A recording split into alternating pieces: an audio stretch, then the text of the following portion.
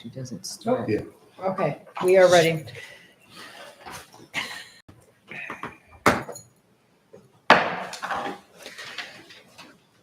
Call to order. Can we have a salute to the flag? I Pledge allegiance to the flag of the United States of America and to the republic for which it stands, one nation, under God, indivisible, with liberty and justice for all.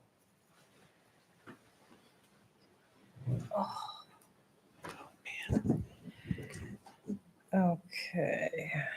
The notice requirements of the New Jersey Public Meetings Law have been satisfied by noticing the Asbury Park Press and the Two River Times on January 3rd, 2025, stating that a regular meeting of the Township Committee would be held on May 14th, 2024 at 7:00 p.m., 1 Veterans Way, Colts Neck, Town Hall. A copy is on file of the Township Clerk. Further notice was provided to the Asbury Park Press and the Two River Times on May 12th, 2025, noting the meeting time change from 7:00 p.m. to 6:00 p.m. Thank you. Can I have a roll call?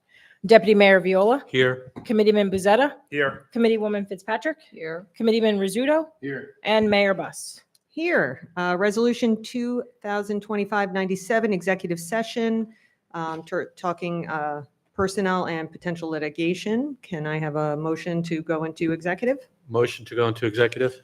Second. All in favor? Aye.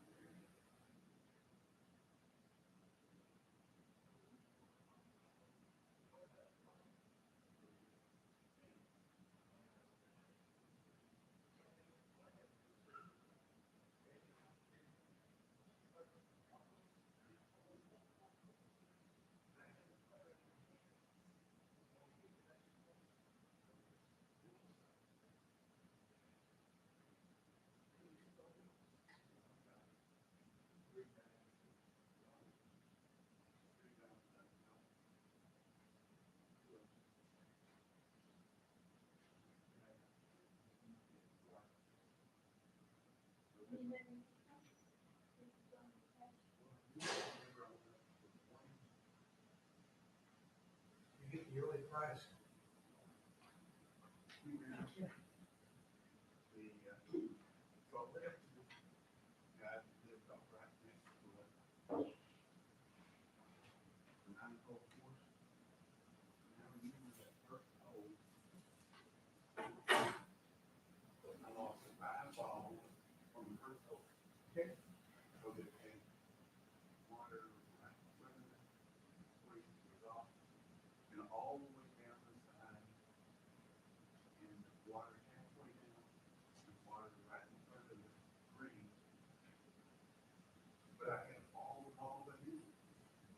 I put a vehicle on my day.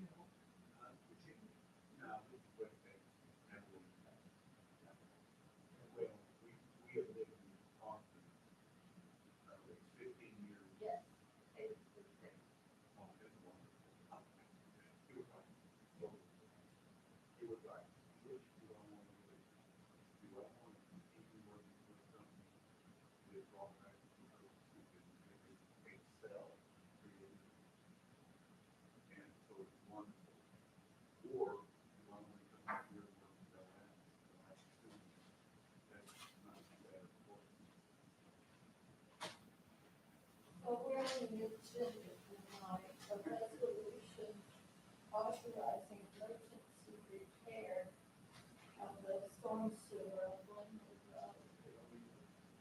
It runs, the storm sewer that needs emergency repair runs down our property line from the street back to the Green Acre Creeks. That'll be messy.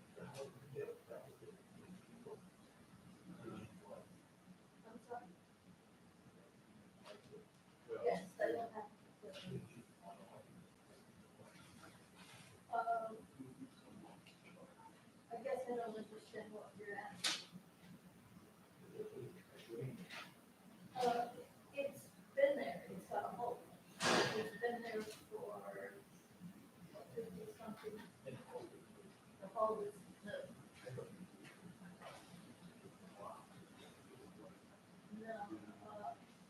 it's got a lot, every road in it, yes. And probably because a lot more land has been cleared up. But it collapsed. Are you coming to try out your seat? No. How you doing? Outstanding. Thank you very much. Good. I almost called you son. But I know you like your wife. Yep. I know you did. Did you get them all out? Well, I'm working on They owe you more. Yeah, I don't know if you saw it. Quick.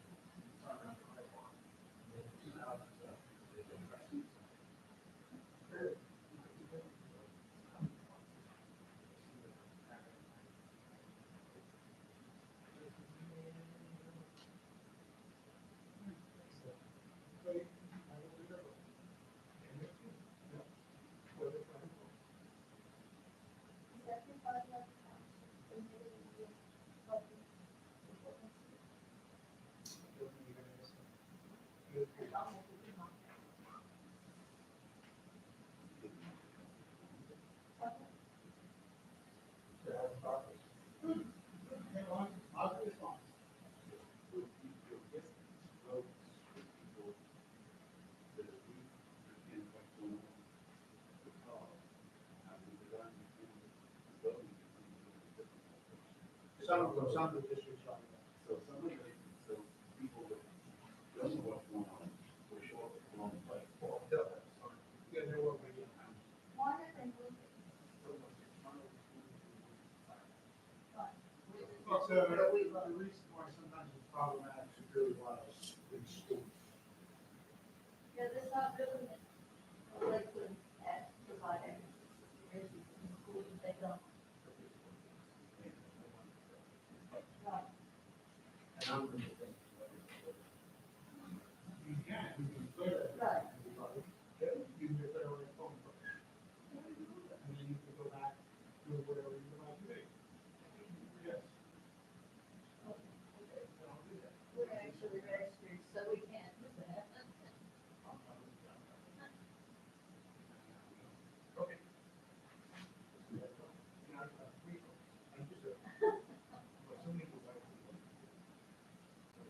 Yes. She's upset with all this stuff, but the speakers get better as the days go on.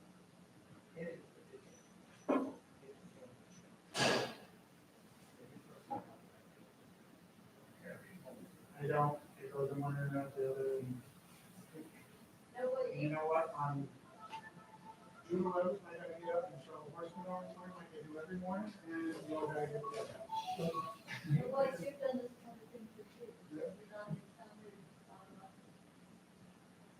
this kind of environment before. This is why everyone asks me about it.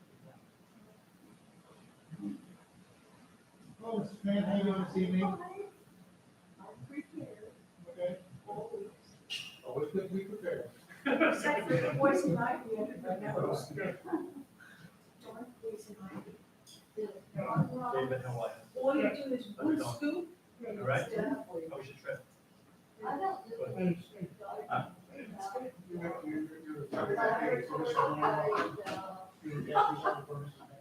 Oh, okay. No. You want more? Yeah. They're gonna take it into what are they called? Like easy type thing. You'll be able to see it all that.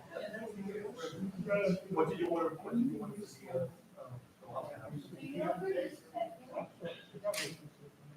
You'll get it.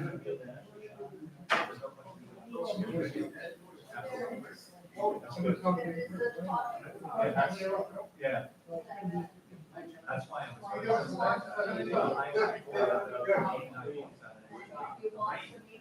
You know that. Good. Good. Lot of rain. Chris for the lawn. He'll come out. Yes, I dropped seed too. He can see the order. I'll let you know that talking about your landscaping. I tried to match the. Rolled up. Colors in. It looks good.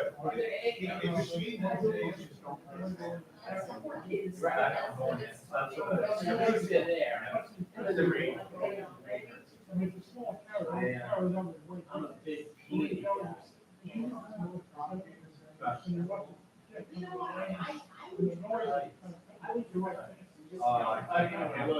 Hormone balance. I'm looking forward to that. I really love it. Should be a good time. Is Should be a good time. Should be a good time. yellow. Enjoy yourself tomorrow. Have fun. And you can layer them on. ground.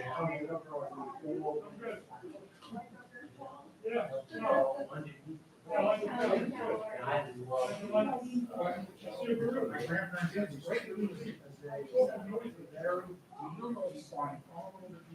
Yeah.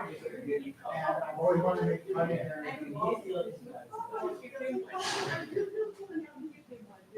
Most.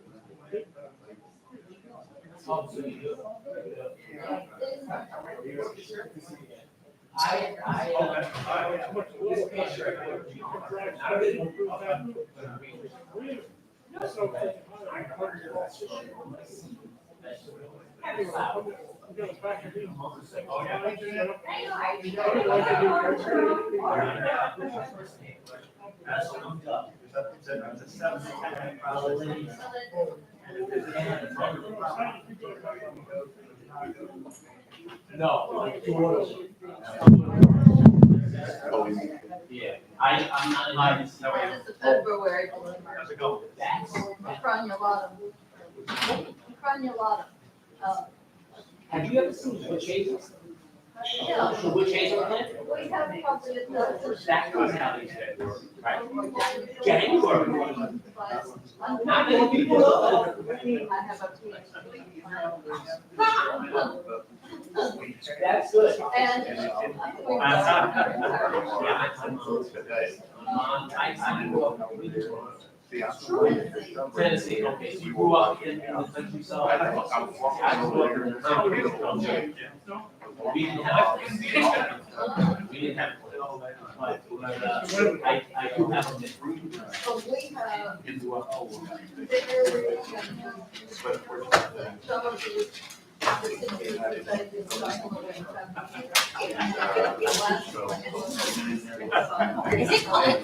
It's freezing.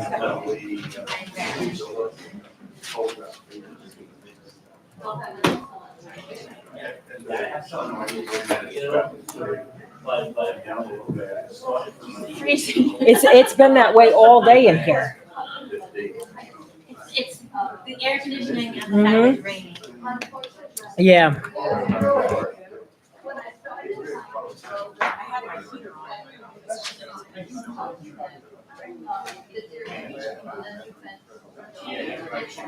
Yes. They bring my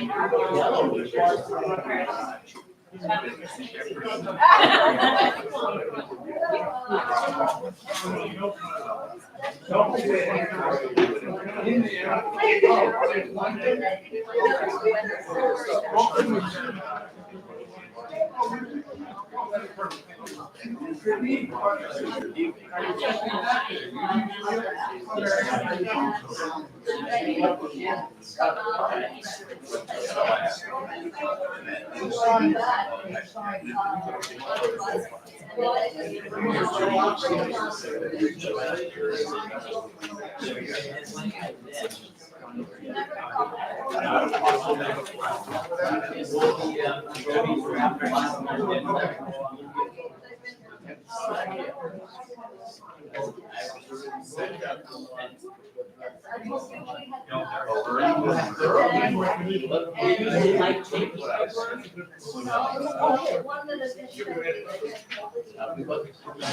As soon as this.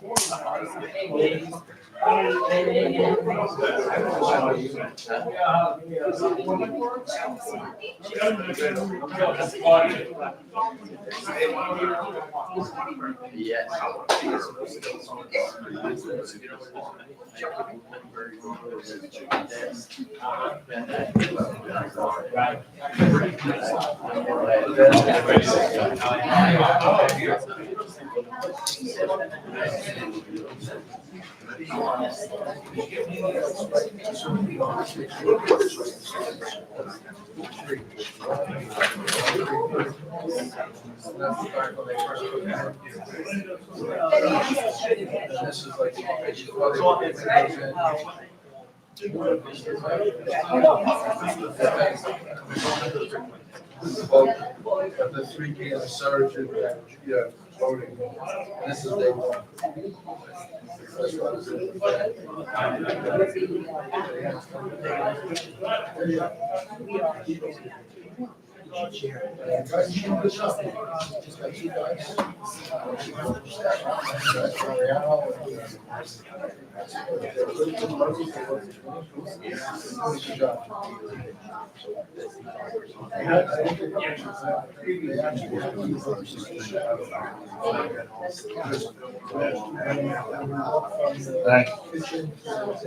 I got you.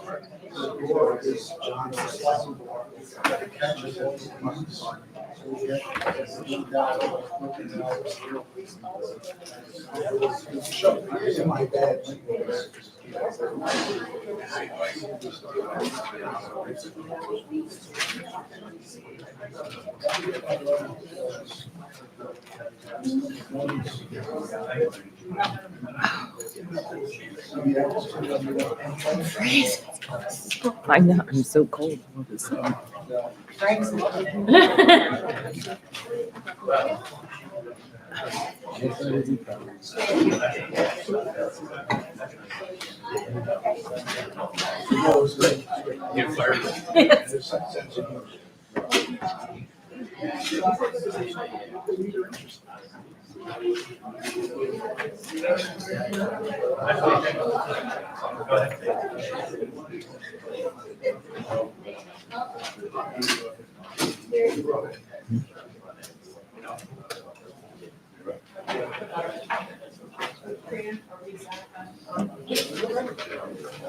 Just everybody turn their microphone on.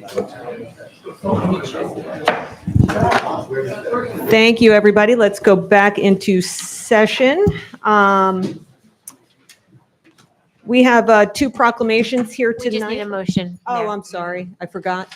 We've just been doing business. So can I have a motion to go back into open session? Moved. Second. All in favor? Aye. Proclamations. National Police Week. Committeeman Rizzuto, would you do us the honor of reading our proclamation It would for, be my pleasure, having served for 27 years honorably, and retiring in good standing as the commanding officer of the Long Branch Police Department. It is my honor to read Mayor's Proclamation, National Police Week, May 11th through May 17th, 2025. Whereas the Congress and President of the United States have designated the week of Sunday, May 11th, 2025 through Saturday, May 17th, 2025 as National Police Week, and whereas there are over 1 million law enforcement officers serving in communities across the United States, including the dedicated members of the Colts Neck Township Police Department, whereas it is important that all citizens know and understand the duties, responsibilities, hazards, and sacrifices of their law enforcement agency, and that members of our law enforcement agency recognize their duty to serve the people by safeguarding life and property, by protecting them against violence and disorder, and and protecting the innocent against deception and the weak against oppression. Whereas the members of the Colts Neck Township Police Department play an essential role in safeguarding the rights and freedoms of all persons within the Township of Colts Neck, and whereas May 15th is designated as Peace Officers Memorial Day and U.S. flag should be flown at half-staff in honor of all fallen officers and their families, therefore be it resolved that I, Tara Buss, Mayor of Colts Neck Township, together with the entire Colts Neck Township Committee, formally designate May 11th through 17th, 2025 as Police Week in the Colts Neck Township and publicly salute the service of law enforcement officers in our community and the communities across the nation. And I'd be remiss if I didn't remember Sergeant Patrick King from Long Branch Police Department, who we lost 1998. I worked with him. I was on duty that day with him. So keep him and his family in his prayers. Thank you. Thank you very much. I would like to read the proclamation for Mental Health Awareness Month here within Colts Neck Township in May 2025. This is an issue that I think is near and dear to my heart as somebody who has dealt with a lot of folks in this arena in my background, which is in public health. So Mental Health Awareness Month within Colts Neck Township, May 2025. Whereas mental health is defined as emotional and psychological well-being, which allows individuals to work, enjoy satisfying relationships, and participate fully in their communities. And whereas approximately 25% of people experience a diagnosable mental health condition in their lifetime. And whereas mental illness accounts for 4 of the top 10 leading causes of disability. And whereas studies show that mental health is a significant component of physical health, and whereas studies have shown that every dollar invested in evidence-based treatments yields $2 to $10 in savings from lost productivity, as well as health, criminal justice, and other costs. And whereas when offered, adequate services, wellness, and recovery are possible for those who live with mental illness. And whereas mental health awareness, prevention, and education encourage individuals to seek professional and/or social support. And whereas the New Jersey State Federation of Women's Clubs and the National Alliance on Mental Illness of New Jersey are working together to raise awareness about the importance of mental health and to advance treatment opportunities for individuals with mental illness. Now, therefore, I, Tara Buss, Mayor of Colts Neck Township, together with the entire Colts Neck Township Committee, do hereby recognize and proclaim the month of May 2025 as Mental Health Month within Colts Neck Township. I don't see Anita Dedalius here, but for those of you involved in the Women's Club, they do a tremendous amount of work in mental health, and we thank them for all that they're doing for mental health awareness. So thank you very much, and we will hold that proclamation for Anita, who I didn't think could be here tonight. Number 8, discussion item, public hearing. I'm sorry, I keep jumping ahead here. Minutes. Excited to move things along. My son just got home from college tonight. Minutes, April 30th, 2025, executive session, and April 30th, 2025, regular session. Any comments? Mayor, I have one correction to add. Page 3 in the bottom, the curb question mark you had, approximately 4.8 miles of curbs. Thank you. Thank you. Any other comments? Changes? Moved. Second. All in favor? Aye. Thank you. Discussion item, public hearing, O'Neill partial easement release, block 12, lot 4.08, 6 Mayor. Canby Drive. I'm sorry to interrupt you. I think the Lieutenant Mayor is here to accept the National Police Week proclamation. Lieutenant Mayor, would you please come to the front? I'm very appreciative of you being here. We did read the proclamation already, but I was going to say you're doing important work. So I just want to say thank you for all that you do and all that the department does. This is the proclamation for you guys, and I apologize we busted through that. So.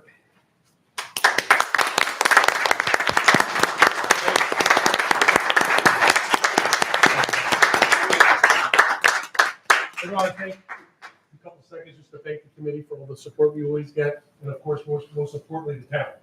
On behalf of Chief DeVito and the township, I really appreciate it from the police department. Thank you. And please stay safe. Thank you. Thank you for pointing that out. Thank you, Trina. You're welcome. Back to our discussion item. The O'Neill partial easement release, Block 12, 4.08, 6 Canby Drive. Please come on up. If you could just state your name and address, if it might not in fact be 6 Canby Sure. Drive. John O'Neill, 6 Canby Drive, Colts Neck. That's my address. Welcome. Thank you very much. Did you want to tell us a little bit about Yeah. what you're seeking? Absolutely, yes. Thanks for the opportunity to speak tonight and present my case. We moved to Colts Neck in November, my wife and my 2 small children, and found our forever home and absolutely love living here. I love it so much. We went to recently apply for a permit for a fence on our property in the backyard, and it was discovered that there was an easement in the back right-hand corner that the fence could not encroach it upon the initial comments from the city planner. I'm sorry, Oh. could you speak up a little bit Sorry, louder? maybe I'm not know right into the the- microphone, you got to That's speak like better. you're Okay. singing That's in a better. band. Okay, yes, and it was discovered there was an easement in the back right-hand corner of our backyard and our property, and tried to apply for the permit, and they said that technically you can't encroach upon it, so we appealed tonight. The issue is that to observe the easement and put a fence, it would have to go on a 45-degree angle, which would create a bit of an eyesore in the backyard, and so we were hoping that, with the understanding that it would be at my own liability, that if the city or anyone ever needed access, I could create a gate there. I could understand that if it needed to be removed or demolished without notice, that it would be at my expense and my responsibility. I understand that liability that would come with it, and was hoping that, with that being said, that I could get this partial release and a relief, to get this easement, as upon this easement, I should say. That's it. Excellent. Thank you for that explanation. Does anyone have any questions? I saw that you had submitted some information for us to review. I don't know if anyone has any questions. Well, as long as we have access to the drainage. Mhm. I mean, it needs to be, township may need to get to it. So if you'll Understood. assure that you'll absorb the cost, Yes, township's access, yes, That Understood. will have to be an agreement that I will draft. So township access, yes, and you'll observe the costs. yes. You're going with the Newport? Yeah, that's, that's what I was going to go with, if the town had another. No. Okay. Yeah, Okay, so can I just be clear on this? This Sure. Easement is not, it's not recorded by deed. Is that correct? yeah, it's just by tax map, I believe It's is just what by they map. said. Yeah, Okay. It's a different course of action. If it Right. was actually if it was recorded by deed, then we would need the DEP. This Right. is just on the tax map. yeah. We fleshed that out a couple months ago and determined. I'm just going to confirm that as well. So that's, Absolutely. it's going to be Yep. conditioned on me confirming. Yeah, it is confirmed. Yep. And you can reconfirm. Yeah, of I will course. reconfirm. Yes. Based on that, Mayor, I'm okay. If there's no other questions, based upon our professionals having no adverse comments on this, I have no objections to this. Anyone else? Nope. No, it's good. And just for the record, Your- our engineer and our planner have looked at Yes. this as well. No objection. Thank you so much. welcome to Colts Neck. Thank you so much. I appreciate it more than you can imagine. Thank you so much. Have a great night. Welcome. Thank you.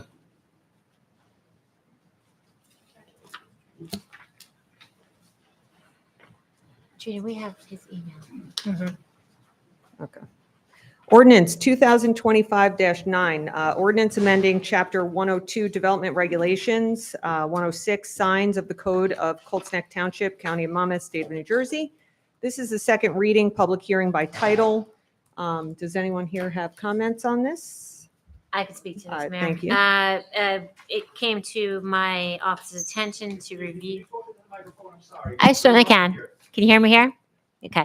My office reviewed the sign ordinance in its current form, and it is not content neutral. It specifically identifies political signs, which is unconstitutional, which is why that has been stricken. And we have put in restriction on events in terms of signs that is content neutral. Not dealing with political signs, things like garage sales and that stuff, we put parameters on that. But as everyone knows, political speech is the most protected speech, and we cannot stop political signs any day of the week, any part of the year. It could be, there are signs that are up for years, as we've noticed in the last election, and we just can't stop them and it has to come out. All right. Okay, so we're bringing this up to proper constitutionality.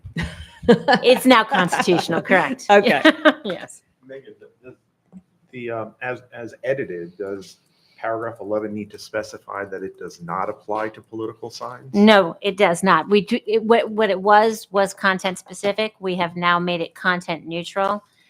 You cannot regulate political signs. It is federal law. So we don't need to say that. Correct. Thank you.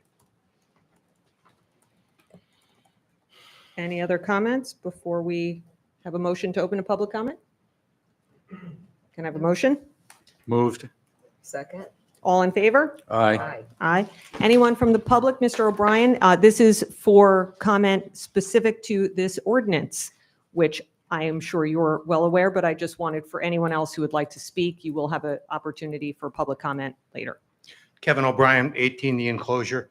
On the sign ordinance, on the event, it just seems overly broad or vague.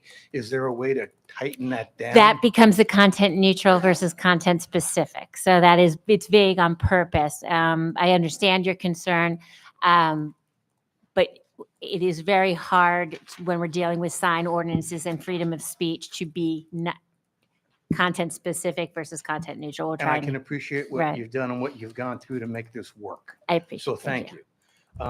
On the sign ordinance, it was conveyed, whether you call it coffee shop talk or whatever you'd like, that the sign was, that the ordinance was created to allow oversized political signs to be installed.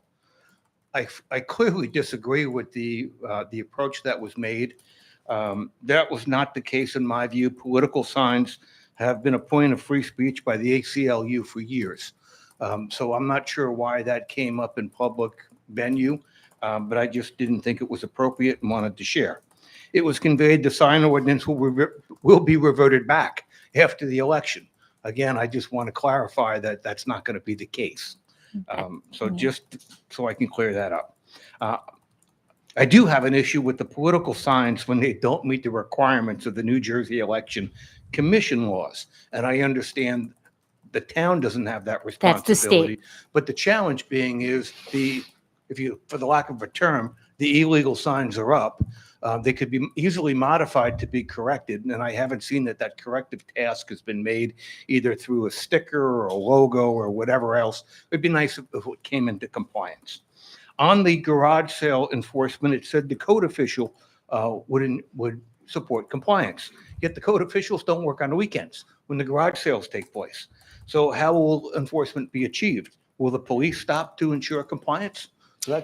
So the police absolutely have the ability to enforce the compliance, but certainly you could do a point of concern or reach out to Kathleen Capristo if there's an issue, and she will reach out to the code enforcement officer. Just trying to tighten things up a little bit. And the code enforcement, he'll come out on the weekends. He has to, if it's an addressable thing, it's not in his contract that he can't. And I get that. And garage sales take place often, so I just didn't know how strict it was going to be. Will summonses be issued to contractors placing signs on the side of the road for power washing, driveway sealing, Christmas tree installs, power washing your home? They litter the streets on a regular basis. And I don't know how you address that. Is that a violation similar to littering? Do the police remove those illegal signs? Are residents allowed to pick them up and remove them? So I would not suggest residents go around removing signs, but if it is in violation of this ordinance, please just let the code enforcement officer or Kathleen Capristo know, and they will do it. How about the A-frame signs that are common seen in Route 34 in the business district? Are those temporarily signs which are pretty much left out year-round? We all know what businesses are in those locations, including the liquor store, but he's got an old black sun-faded A-frame that sits on 34. which to me is an eyesore. If you're going to clean it up, just do it right. I think that would be appropriate. Can the temp signs, Ridgewood did this, New Jersey. Can temp signs come with an approved registration sticker on them? That the sticker be attached to ensure compliance, removal date, and ensure payment is up to date and generates revenue for Colts Neck, similar to what a building permit does. So in Ridgewood, if a home goes up for sale, the sign has to be so many feet off the curb. It can't be bigger than X, and they pay $15 for that registration for that sign per month. If that registration is, if that sticker is not there, if their sign is not compliant or left on there too long, they get a fine, and that fine is $75. So the objective is compliance over enforcement. But if you're going to do garage sales, do you charge $15 for the signs to ensure that it's compliant over a summons? And it would eliminate the issues of the XYZ companies putting their power washing signs up if everybody else is required to have a revenue generating sign. And it's only $15 if you check the Ridgewood website. If the committee would like me to look into that, I could look into that right now. The immediate nature was to make this constitutional, but I certainly could I look get into it. the Ridgewood. And the last one, there was a sign that was up on the corner of 34 and a farm, just down near where the pizza place is, up by me on 34. And it was a big sign, it was snow plowed on the side of their garden, their fence for their farm. And I didn't know whether that sign was compliant with the Farm Act, which allows them to generate additional revenue. To make a long story short, the sign was down today. So I don't know whether code enforcement went and talked to them or something changed, but it was there last week and now it's gone. Thank you. Thank you. Thank you. Antonio, our code enforcement officer, is working hard to, follow along with the codes. Again, I would say if people have concerns, you can do report a concern right online or reach out to our administrator, and she can definitely look into that. So thank you for that. Ridgewood, I got that written down. Anybody else want? Mr. Seiko, come on up. In reference to our ordinance 2025-29. Yeah, I have Bob Seiko, 4 Sycamore. Does this ordinance cover the size of signs in any way? Not to exceed 32 square feet. I believe there are certain restrictions on size. I believe it's not to exceed 32 square feet. I believe that's what it was. Yep. Yep. We can certainly Okay, check so on it that. does. Okay, great. And what about commercial signs? Because, I'll see signs tacked up on telephone poles that say power washing, and they're there for years sometimes. Does the ordinance address that in any way? Anything hung on the telephone poles, not allowed. I know, Yeah. right? But sometimes they're planted in the ground too. Yes, yes. So is that addressed? So, Mr. Seiko, this is public comment. Please provide any comments, and I think people are looking up some of Yeah. that, and then we can address Oh, it. okay. So is there, I No, don't want to that stop was you, I only just, 2 questions. okay. The one thing I will say, we do have your email, so we will look that up. I can tell you that per our ordinances, you are not allowed to put up those signs on telephone poles because that's like certain telephone poles are owned by JCP&L. You're not allowed to do that. So that is against our ordinance. I don't know if this one in particular does. And no, all those random signs, as people who know me know that I have a particular distaste for any and all signs that are in existence out there that are stuck in the ground Yeah, with doesn't metal matter. stakes.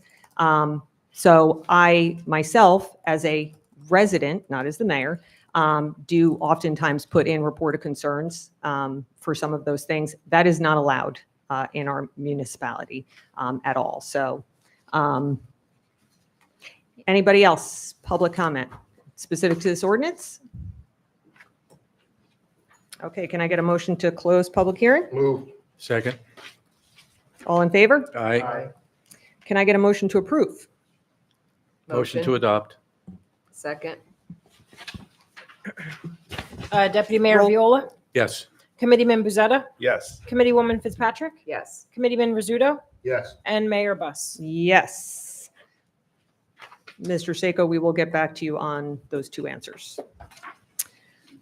Ordinance 2025-10, ordinance appropriating $2,343,868 $2,099,230, of which is from the Capital Improvement Fund, and $244,638, of which is from the State of New Jersey Department of Transportation grant for various capital improvements in and by Colts Neck Township in the County of Monmouth, New Jersey. This is the second reading, public hearing by title. Comments? This is from our pay-as-you-go capital investment for this year. Okay, thank you. And this is to replace a ladder truck, which So that's is, just No. improvements. This is not the ladder truck. There is This is plenty, our- there is fire equipment on here, though, turnout gear and the ventilation, battery fans, et cetera, is on here. Right, this was our pay-as-you-go. Any other comments? Can I have a motion to open a public hearing? Move. Second? All in favor? Aye. Anyone from the public would like to speak on ordinance 2025-10? Seeing no interest, can I have a motion to close public Move. hearing? Second? All in favor? Aye. Can I get a motion to approve? Motion. Second? Roll call?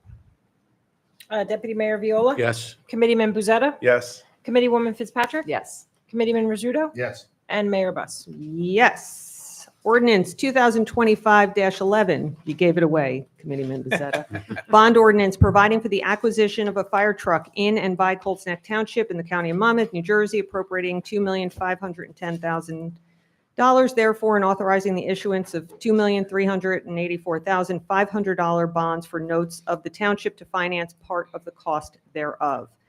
This is the second reading, public hearing by title. I just wanted to make a statement about this as the liaison to EFC. First of all, we're very lucky in town that we have folks, we do have someone here. In the audience, at least one person or two people, I believe, from the fire department, two people up here that have given service as well. I thank everybody for their service. This has been a long time coming to provide a replacement truck. I have requested of our executive fire council that a spec committee be put together for the acquisition of our new fire truck.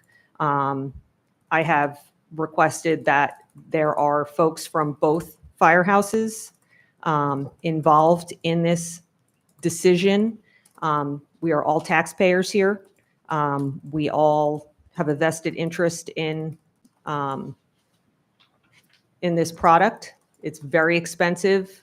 For those of you who've been around and heard the costs of fire equipment and apparatus, it is very expensive. So I have tasked EFC with making sure that both houses are getting representation and feedback on this purchase. I requested one person from the township committee also be involved. More as an ability to have a liaison. I didn't want to make the assumption that I, as the liaison to EFC, would be that person. I wanted to give the fire departments that ability to pick somebody. And based upon feedback that, because when we introduce things, people come to us and talk to us, give comments, feedback, questions.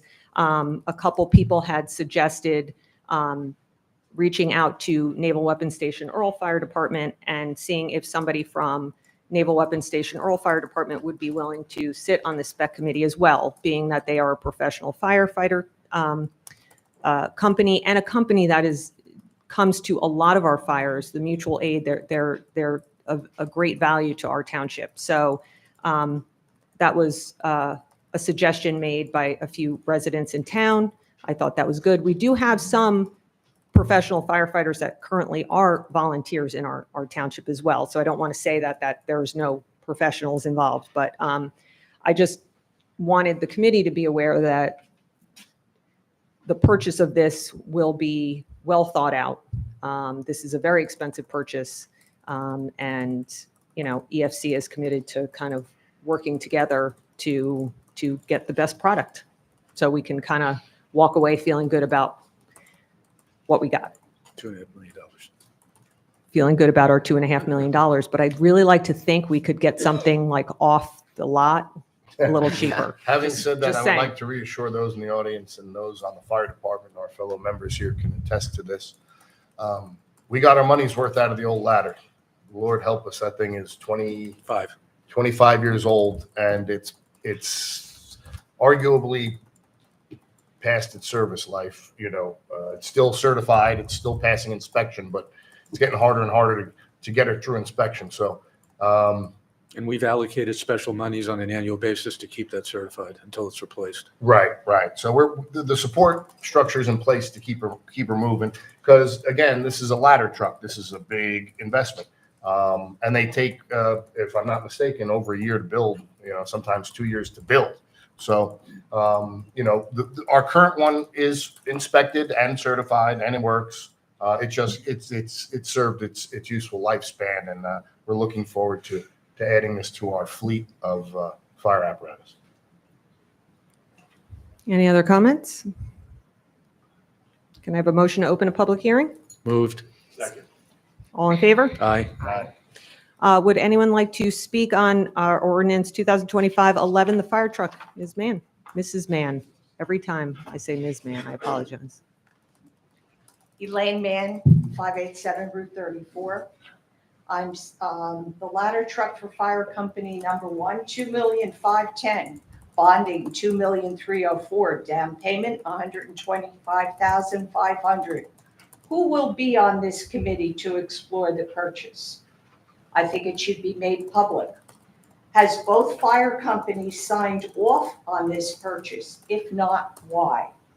There were the following concerns on this ladder truck. Will it fit in number 1's garage? Why will it be painted yellow? That usually comes with an additional $50,000 charge. Computer systems from the truck to central lights. Power source in front cab for additional computer. Plug-in parts working when truck is working in the inverter in use. Cost difference between a 100-foot stick and a 100-foot mid-mount. That's the ladder on the back, and the mid-mount is in the middle. Side inlays for cross lays, lights on the ladder walkway up. I believe the public has a right to be concerned with this purchase and should be presented with the pros and cons before purchase. We do not want another financial disaster. Thank you. Thank you. Just for the record, a truck has not been chosen yet. So just so you know, we're going to have folks from both firehouses on the spec committee. I don't have the others. We're just kind of introducing this for now. Mr. O'Brien? I'm going to wing this one a little bit. Kevin O'Brien, 18, the enclosure. Number 90 red is the traditional standard color used for fire trucks. I did try to do my homework before I came down. New York City, FDNY, the majority of their trucks are red. If I'm hearing correctly, that we're going to look at a yellow fire truck and it's going to cost $50,000 more. That's a lot. I don't see how, they talk about yellow being safer. If you see the pictures that I found online and the array in Pierce, when they make the trucks, there's got to be 300 different colors of yellow. So I'm not sure how do you determine one yellow is safer than the other or safer than the other. And FDNY studies come back. The only thing that they had dominant for yellow was their hazmat trucks. So they're traditionally red. They've got the most amount of trucks. So I don't know why an individual fire department needs to be a different color. We're a unified town. If you look at Army and Navy, or if somebody goes to Navy, their colors are blue and gold. Just because they're on a different ship doesn't mean they go to a different color. So if it's $50,000, I'd say keep it red. If it's going to cost, if it's not a difference in cost, I really don't care. But I think that's just my 2 cents. The other thing is with respect to the big development that we got in town from Kushner. That's a 3-story building. I'm assuming that's part of the reason why we need to go to a bigger, better ladder truck. Are they kicking in? No, you're shaking your head. No, you don't even know. No, it's going to Can The we let ladder's gonna be the same- Can we let it's the Mr. same O'Brien ladder. finish? It's the same height. Okay. It doesn't have to be taller because it's a 3-story building. They're No. both going to be fully equipped to deal with the height. I would just like for you to be able to finish your public comment. apologize. So I was just curious, is Kushner, because there's new development kicking in, anything for this fire truck since they're it's such a critical asset to them as well as to our town. And businesses do make donations to towns. So thank you. Thank you. Thank you. Just to say for the record, again, no colors have been chosen, no truck has been chosen specifically. I've definitely noted the differential color, red, yellow, all that, and that feedback. You know, I happen to be cheap. I wouldn't spring for the extra $1,000 for the white obsidian color for a car once. But again, that's not my decision to make. This is what shall be a group decision to be made here. Oh, as far as a truck, this is a replacement truck, not specific to Lavanya being built. So I just want to make that clear. It's not specific to that. We have a lot of very large homes and structures in our town that do need the ladder truck. But these are all going to be factors that come into play with the spec committee to look at size of the ladder, the truck itself. There's issues that need to be discussed. And we actually are meeting an EFC tomorrow. And things like turning radius when we're at, you know, not just Lavanya as the new development, but also people's driveways. For those of you who've ever been to planning board meetings, zoning board meetings, these are all things that are discussed when we lay out parking lots. They just talked about it last night in our planning board meeting. These are all important factors, and we will continue to make that. So this is not specific to Lavanya. And currently, right now, I am not aware of kicking in. This is for a replacement truck, not specific to Lavanya. And Mr. Mann, I believe you had your hand up for public comment next.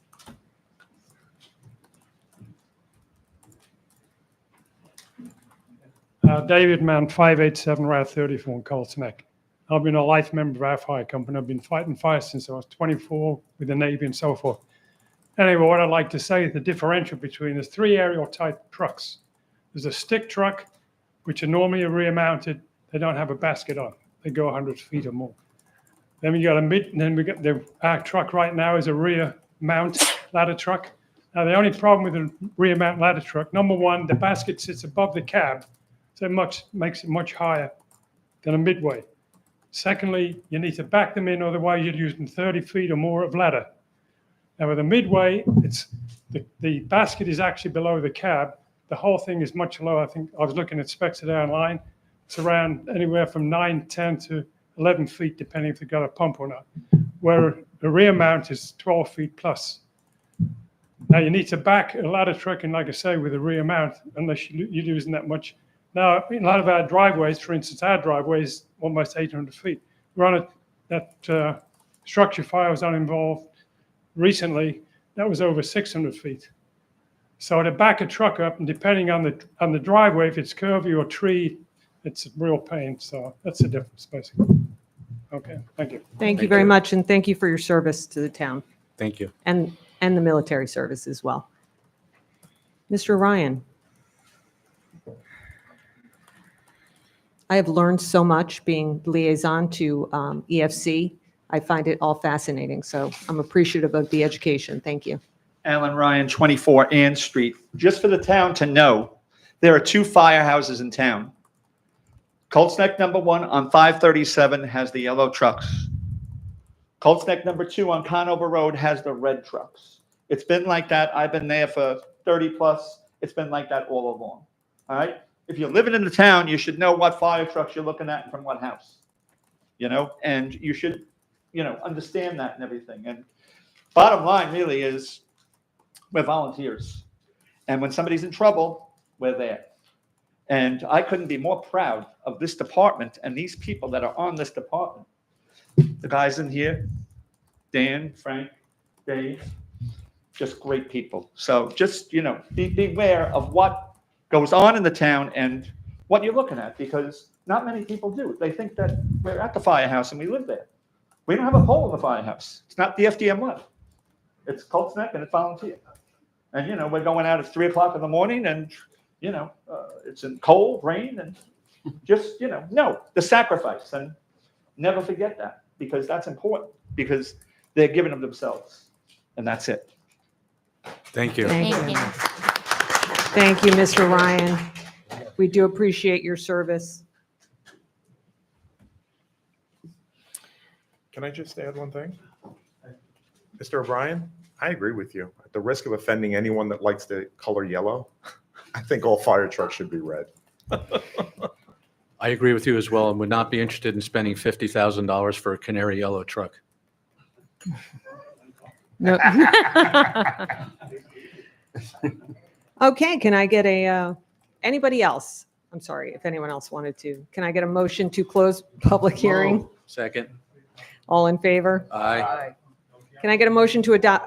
Can we say it's got to be red? Just kidding. No, we cannot say it can be read. This Has is to just be the read. bond ordinance. Thank you. It's just a bond ordinance. Need a Motion to second. adopt. No. No, Sue already motioned, so Michael, you're the Second. second. Can I get a roll call? Deputy Mayor Viola? Yes. Committeeman Buzetta? Yes. Committeewoman Fitzpatrick? Yes. Committeeman Rizzuto? Yes. And Mayor Buss. Yes, I'm abstaining on the color. New business, Resolution 2025-98, resolution authorizing an emergency repair of $15,068 for the inlet repair at Glenwood Road. This was brought to our attention recently and evaluated by the engineer and requires repair. Thank you very much. And this is the one that the engineer has provided the report. Thank you. Can I get a motion to Move. approve? Second. Roll call? Deputy Mayor Viola? Yes. Committeeman Buzetta? Yes. Committeewoman Fitzpatrick? Yes. Committeeman Rizzuto? Yes. And Mayor Buss. Yes. Consent agenda. All items listed on the consent agenda are considered routine by the township and are adopted or approved collectively by a single motion and roll call vote of a majority of the township committee. If discussion is desired on any item, it is considered separately. Resolution 2025-99 to 2025-100. Can I get a motion to approve? Move. Second. Roll call? Deputy Mayor Viola? Yes. Committeeman Buzetta? Yes. Committeewoman Fitzpatrick? Yes. Committeeman Rizzuto? Yes. And Mayor Buss. Yes. Approval of vouchers, Finance Chair. Can you enlighten us? Thank you, Mayor. Reviewed the vouchers yesterday. The number's kind of sizable. I'd like to account for some of it. There are 5 line items that account for 4.8 million of the 5.37. Monmouth County taxes, 1.815 million. Library taxes, 123,000 plus. Monmouth County open space, 267,000 plus. Colts Neck Board of Ed, 1,600,000 plus, and Freehold Regional, 1,042,000 plus. Those five items exceed $4.8 million. All was in order. I moved the amount of $5,377,733.03 for payment. Second. Roll call? Deputy Mayor Viola? Yes. Committeeman Buzetta? Yes, with the exception of bills related to the fire department. Committeewoman Fitzpatrick? Yes. Committeeman Rizzuto? Yes. Exception to the fire department. And Mayor Buss. Yes, with the exception to any bills related to the municipal court.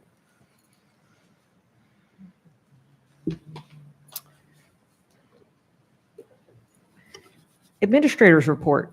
There's nothing. Thank you, Trina. I was going to ask if you had anything to share with us. Nope.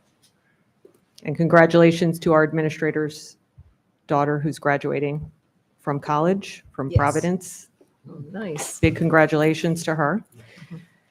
Committee reports. Committeeman Bezetta, would you like to start us off?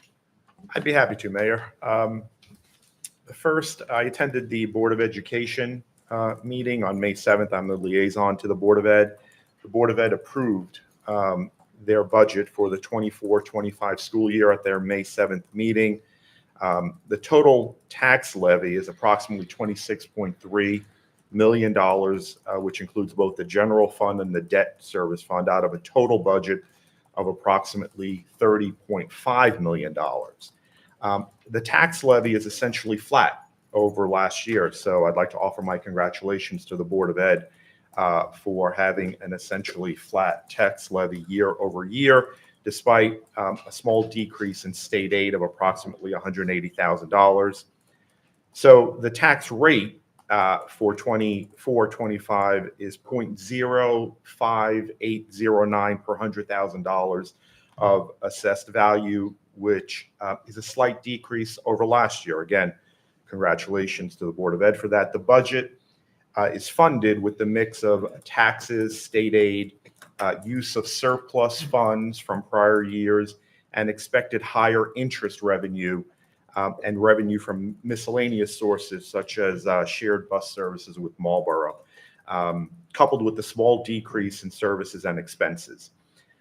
Even though the tax rate is slightly lower for homeowners, as we know, because assessed values have increased, for those homes whose assessed value has increased, that rate applied to the assessed value will result in a higher tax payment for those homeowners.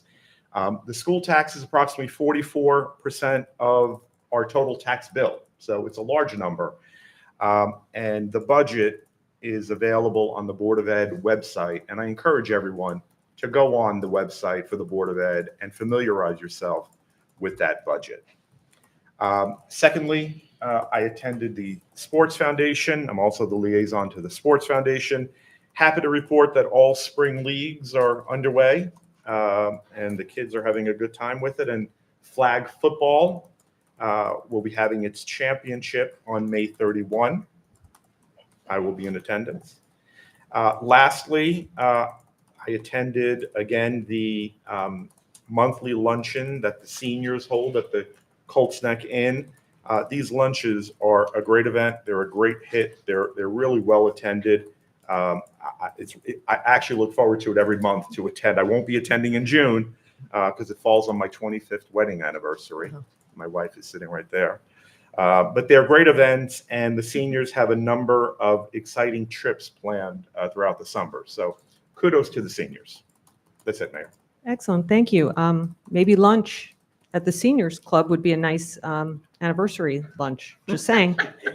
Too young. Just saying.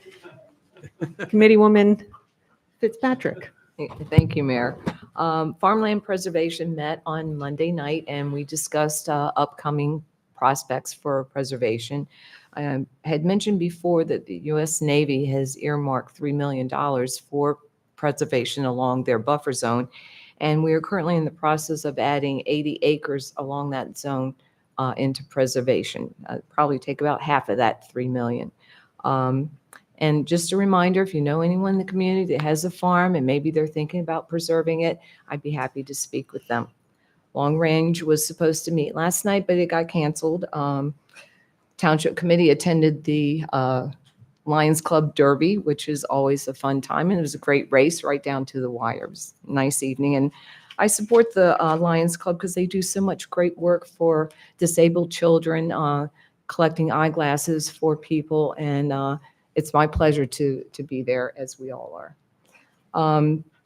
We also joined the CMBA in welcoming Via Esposito to Colts Neck formally with the ribbon cutting, and we wish them much success. They certainly know how to throw a great party. It was DJ, a cigar bar. It was very nice and a great crowd, and I think everybody really enjoyed themselves.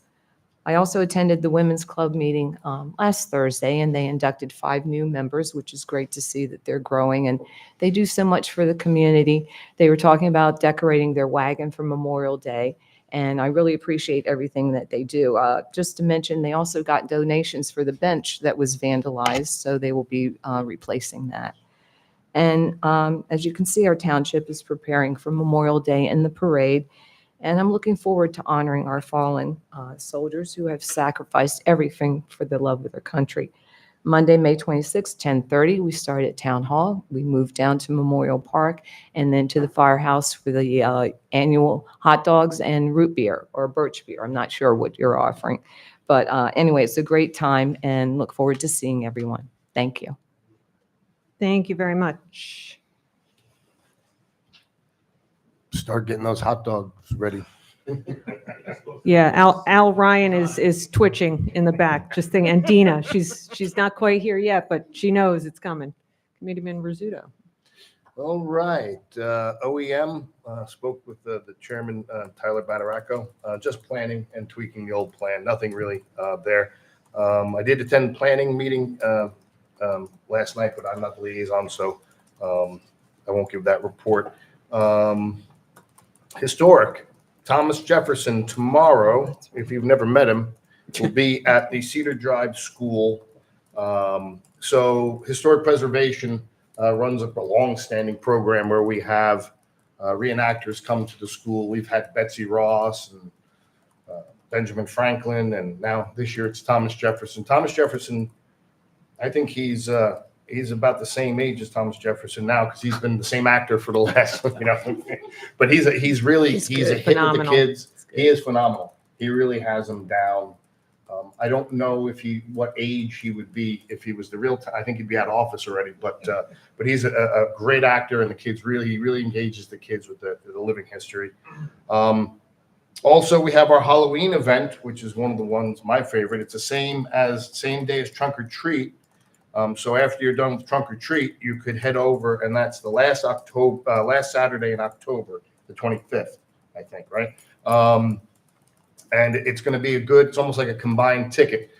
So they're going to run their hayride at Fire Company Number 1. Rain date will be that Sunday for us, at least. I can't speak for the Trunk or Treat, but both events are very well attended. I personally have won the Trunk or Treat. I think I came in first one year and second the next. So I'm a great fan of that event, and I'm a great fan of the historic preservation hayride. It's a good haunted attraction and a great value for the money. If you've ever gone to a different haunted attraction, you know they can be quite costly if you have kids, and a lot of them. So you get a lot of hayride and haunted attraction for the money. So I'm starting early with the promotions, I know, but it's a great event. We all have a good time throwing it. They're also installing a historic marker. We have a historic marker program in town.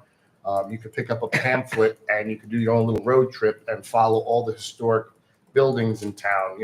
Probosco's Mill, Buck's Mill, the general store. They all have markers.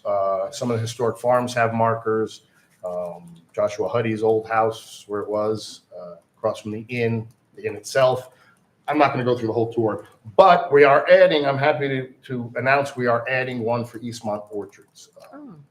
Eastmont Orchards has been a business in town for years and years. They supplied apples, I think, to Laird's, and certainly, of course, to Delicious Orchards.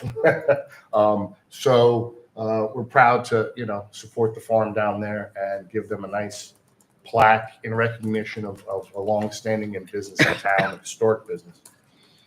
And police department, talked to Chief DeVito, and he is proud to announce the officers he sent are now fully certified in car seat installation, and their first car seat installation will be May 30th between 4 and 6 p.m. at Bucks Mill Park. So if you don't know how to install the car seat, they'll show you. If you just want them to install it for you, hopefully you'll never have to take it out before the kid goes out of it, because we've all been there.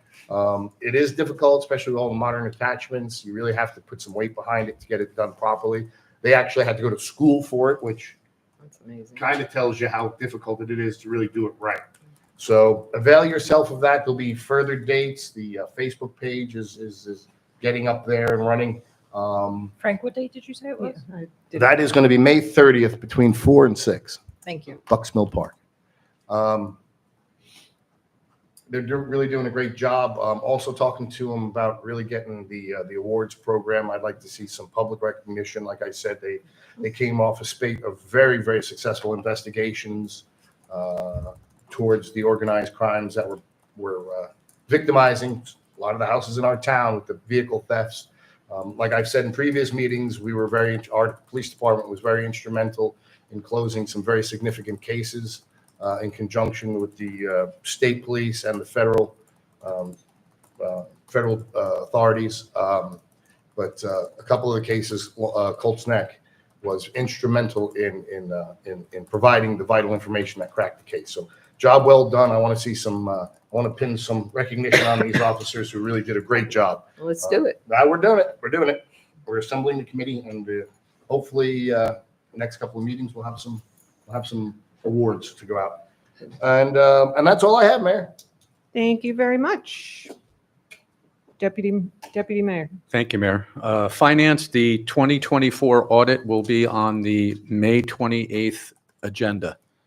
Mr. Wilcox, I know you take great interest in that. So on May 28th, the audit for 2024 will be on the agenda. DPW spring brush pickup is complete in Zone 1. Zone 2 finishes by Friday. No brush on the street after this final pickup till the fall.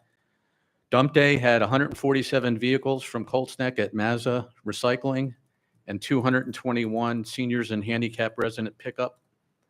Affordable Housing Planning Board met last night and had a brief review of the draft of the Housing Element and Fair Share Plan from the Affordable Housing Subcommittee. That will be on the, there's another subcommittee meeting at the end of the month, and it is the Planning Board's objective to have a hearing here in this room on Monday, June 9th.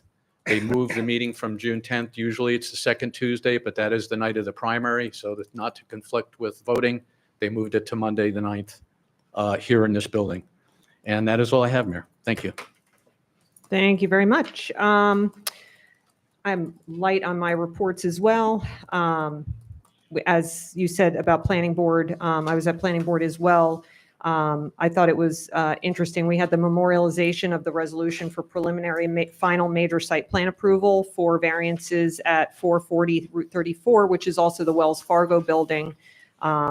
They're doing site improvements to the parking lots. They're taking down the drive-through. The building is rented out now to a bunch of office spaces, a medical suite. So they're doing a very good job over there, a very expensive septic system that they're trying to protect, and they're going to be doing some landscaping there. So we're glad to see that. So last night was the memorialization of that resolution. We also had the opportunity to hear preliminary from the owner at 430 Route 34, which is the former Becker's. The owner came and spoke about a proposed Ace Hardware and proposed gym potentially coming to the space. They're negotiating some of the leases now. For those of you who've seen that, they've done a really great job of cleaning up the area and doing a nice job with the building. That building is going to need a very large, expensive septic system. So they kind of gave us a little sneak peek into what they're working on over there. So it was a very good planning board meeting run last night. And we did discuss the fourth round of the affordable housing plan, which was good information for everybody. And I appreciate everything, all the people on the affordable housing subcommittee, the time that they're putting in to make sure we get it right. I had the ability, yes, Via Esposito did an amazing job with their ribbon cutting. I was glad to be there. Congratulate Vincent Esposito.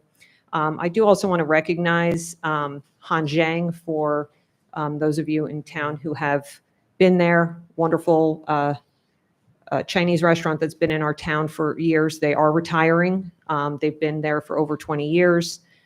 Their food has always been amazingly fresh and wonderful. I wish them luck in their retirement. I don't know the exact date, but I did just want to recognize a longstanding business in town and thank them for all that they did. So, so one coming in, unfortunately one going out. I also had the opportunity to attend the Monmouth County Tourism Group, who met to talk about the FIFA World Cup that's coming to the Meadowlands in June 2026. It was a very interesting discussion looking at the impact, the economic impact to our area. Monmouth County is considered a very sought-after area. So the World Cup has a viewership that last year's World Cup was an interesting fact. It was equivalent to the past 14 Super Bowls in viewership. It is the world's largest viewership, and it is coming to the Meadowlands. It's coming to New Jersey.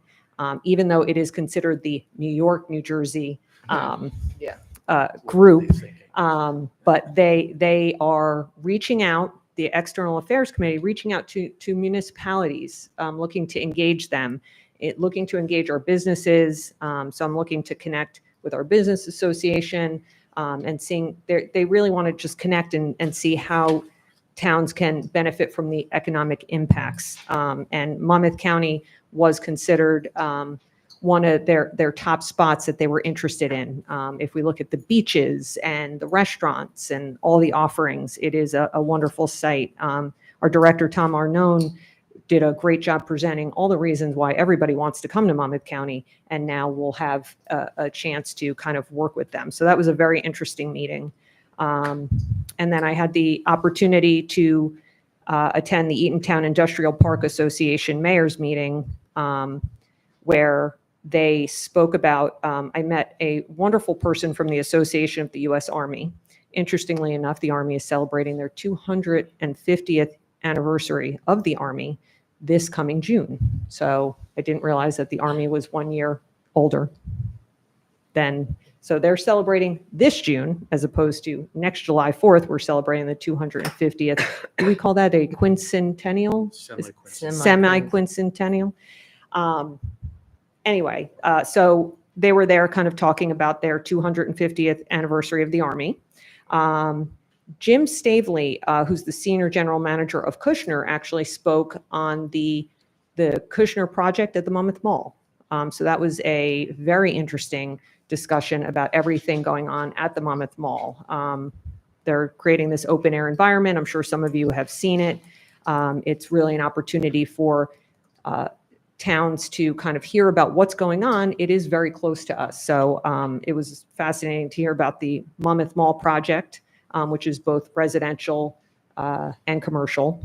And then lastly, and maybe most interestingly, I thought was Kara Kopak, the executive director of the Fort Monmouth Economic Revitalization Authority, spoke about what's going on over at Fort Monmouth. As many of you may have seen, Netflix had their grand opening yesterday. It was on the news.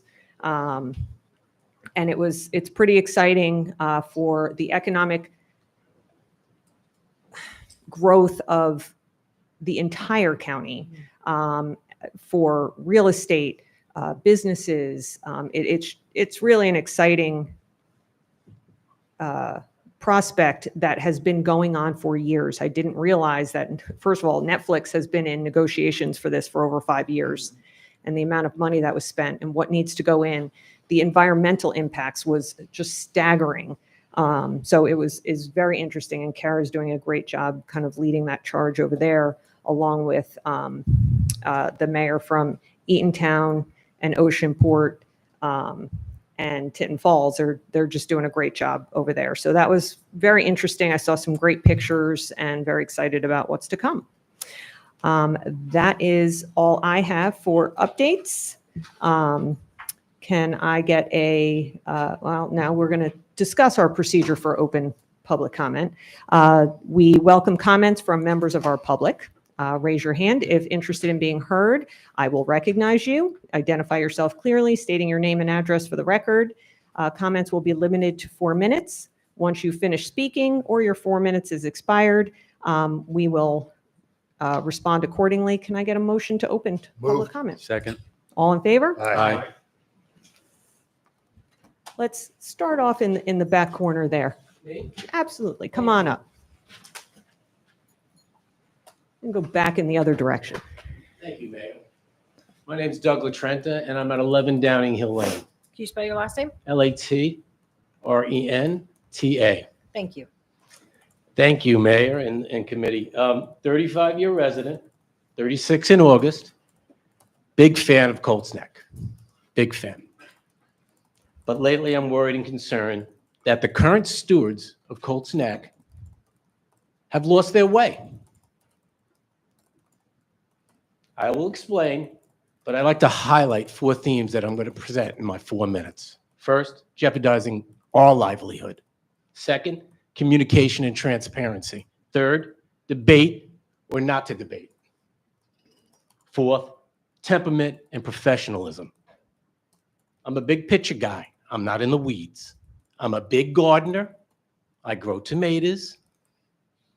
Met a nice couple back there tonight. We talked about gardening. I love it. I love this town.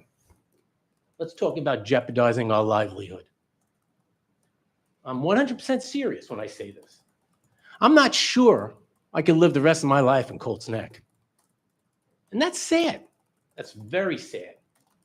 I feel that the spending, lack of communication and transparency, constant bickering, and vile posts have disappointed me and so many citizens of Colts Neck. Mayor, how do you feel about that? Communication. Mayor Buss, do we have a communication director in this town? Who is it?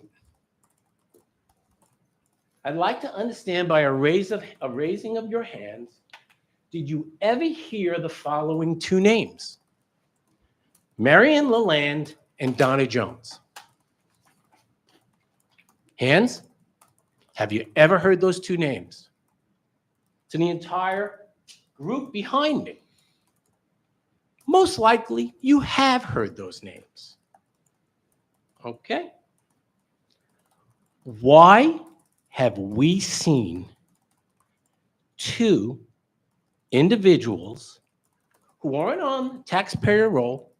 No one has ever met them, never had a cup of coffee in Dunkin' Donuts, probably won't be at the event you're holding in the park shortly. No one knows these two people, but they have hijacked your communication policy. Daily, we see these two individuals posting key information about what goes on in our town.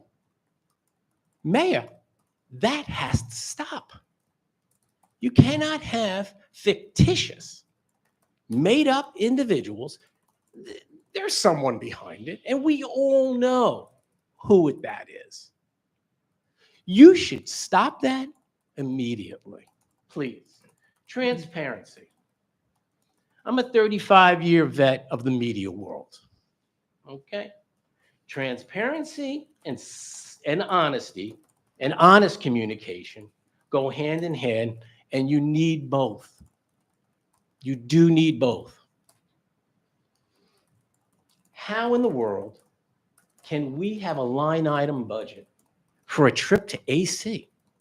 There's money in our budget. Budget Director Viola, he could confirm that.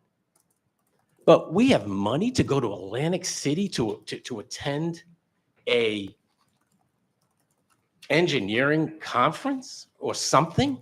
Mr. Viola said at 10 o'clock at night, he went to a drinks and desserts. What in the real world, you just don't do those things, ma'am, Mayor. Also, two citizens had a little scuffle. Are we that Thank immature? you very much, sir. You're at your 4 minutes. No way I'm at my 4 minutes, ma'am. You're actually over your 4 minutes. You're at 4 minutes and 39 Can I seconds. have one more minute? I can't allow it. You can't. I cannot. Okay. Mr. Latrenta, if you'd like to hand your phone to somebody else from the public who You would like certainly to finish No, that. no. I'll be back next month with the remainder, okay? But just lastly, Committeeman Fitzpatrick, you should debate. That's the cornerstone of our democracy. Thank you very much, Thank you, sir. Mr. Latrenta. I just want to say for the record, this is the Township Committee. We are here to discuss the business of the town. Some of this is being brought up as non-governmental issues. What people choose to do in things like social media on their own time. I am not here to say what people should and shouldn't be doing. That's not my role here as mayor. That's not what I would do personally. So just for the record, I do appreciate that you came up and spoke of that. It's obvious based upon your 4 points. You come from the media world. We have emailed back and forth, and I appreciate that feedback. Our public information officer, we do not have a communications director. I did just want to make that known, is our administrator, Kathleen Capristo. But again, it's just public information. We do not have a communications director here. And the other thing I wanted to say is, as far as line items for Atlantic City, our municipality does not pay for people to attend conferences. They will pay for continuing education things and certain conferences that are related back to what people are doing, such as if we have let's just say our planner to attend a planning conference, Our municipality does not pay for people to stay over, stay anywhere. And again, what people choose to do on their own time, again, that's what they so choose. So if you have any concerns with what people are doing in social media space, or things people are saying out in the parking lot, I would address it with them specifically. I am also happy to sit down and talk with people about things that might be my own personal opinions about things that have nothing to do with the township. And that's all I have to say about that. And appreciate you coming into our meeting, Doug, Mr. LaTrenta. Anybody else, Mr. Squadron? And then we'll come over to Fulton. My name is Scott Schwadron, Schwadron. I live at 8 Mulberry Lane. I'm sorry, can you spell your last name one more time? I just want to make sure I got it right. No, it's a tough one. I do it every day. Schwadron, as in David, Ron. Thank you. You're welcome. First, I just want to say I appreciate all of you up here. It's a tough job. People have their feelings. I'm only here as a voter for tonight. I really want to understand some of the things that I read. I just want to have answers to a couple things, and then I'm going to, I'll ask my questions, and I'll sit down, and like that gentleman, I have 40 years in the media business, so I know a few things about what I read and how I perceive things that I read. And I also have a financial background as well. So I would like for somebody on the committee, mayor or whoever, to maybe discuss what I read to be a 65% increase in our budget over 5 years, which it's a little misleading, I have to say, if you divide it out, but still a decent number. But I think I would like to know why. And the tax question as well, 61%. And I read these on the postcards that I get in my home. Also, there's another thing, and I was out with some friends last night, and we were having a drink, and somebody says, yeah, so-and-so voted for this, so-and-so voted for that, or yes or no. So I get a postcard also, and it says on the minutes from 5 years ago that the whole committee and all the people voted yes for this affordable housing thing on 537. And then the same person who's on that affirmative also voted no a year later. What does all this mean? And lastly, I would like to respond. Donald Trump didn't even debate in the 24 election. He didn't need to. Yes, he did. No, he didn't. He decided not to debate in 24, I believe. Next, the debate, Joe Biden. Yeah. Mr. Schwadron, which I apologize, I always say your last name incorrectly. Oh, you said it perfectly. But the bottom line is, I know this is not a political discussion, but the general idea here is I love this town. I love living here. I raised 2 kids here. I just want the right people for the committee, whether it's Sue or whoever. But I would just like to have some answers. It's not a political question. It's just, can you clear up, some of the things that they're writing? And again, from the media world, some of this stuff is a little sketchy, and I want to hear from you guys what is and what isn't. That's all. And thank you for your time. Thank you. Thank you. Before anyone responds, I would just like to make sure that we are not talking about politics, but there were 2 valid questions in concern with affordable housing and the financing. We can certainly talk about that. Thank you. And I did just want to say for the record, again, being a township committee meeting, thank you to our attorney who's always trying to keep us in line, keep us in check. We have these public comment periods. You guys can get up and speak politics. You can get up and speak about planning board, zoning board, your streets, leaves, whatever it is. Sing a song.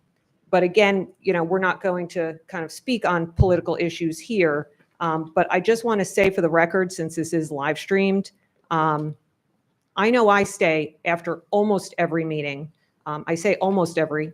My son just walked in the door from college, and even though he goes to Rutgers, he might as well go to school in Australia. I have not seen him in a long time, so maybe tonight I'd want to keep that a little shorter, but I am always willing to stay after. But I just want to say for the record, my phone number, and I would encourage all people to reach out. I talk to people multiple times a day, constantly. Actually, it's one of the things I enjoy doing. My phone number is 732-810-3023. So please reach out, and I'd be happy to talk with you about that. But Mayor, some of this stuff is town business. Yeah, sorry, yes, Kelly, I'm sorry. I don't know why we We're, can't just have we're- somebody answer those I didn't questions. say we're not going to address some of those. I just saying for the record. I just wanted to find Yep. out if you were going to answer them, that's all. So for the record, I'm just saying, reach out. So you wanted to jump in about something I'll with answer the some of the spending? finance questions, Mr. Swadron.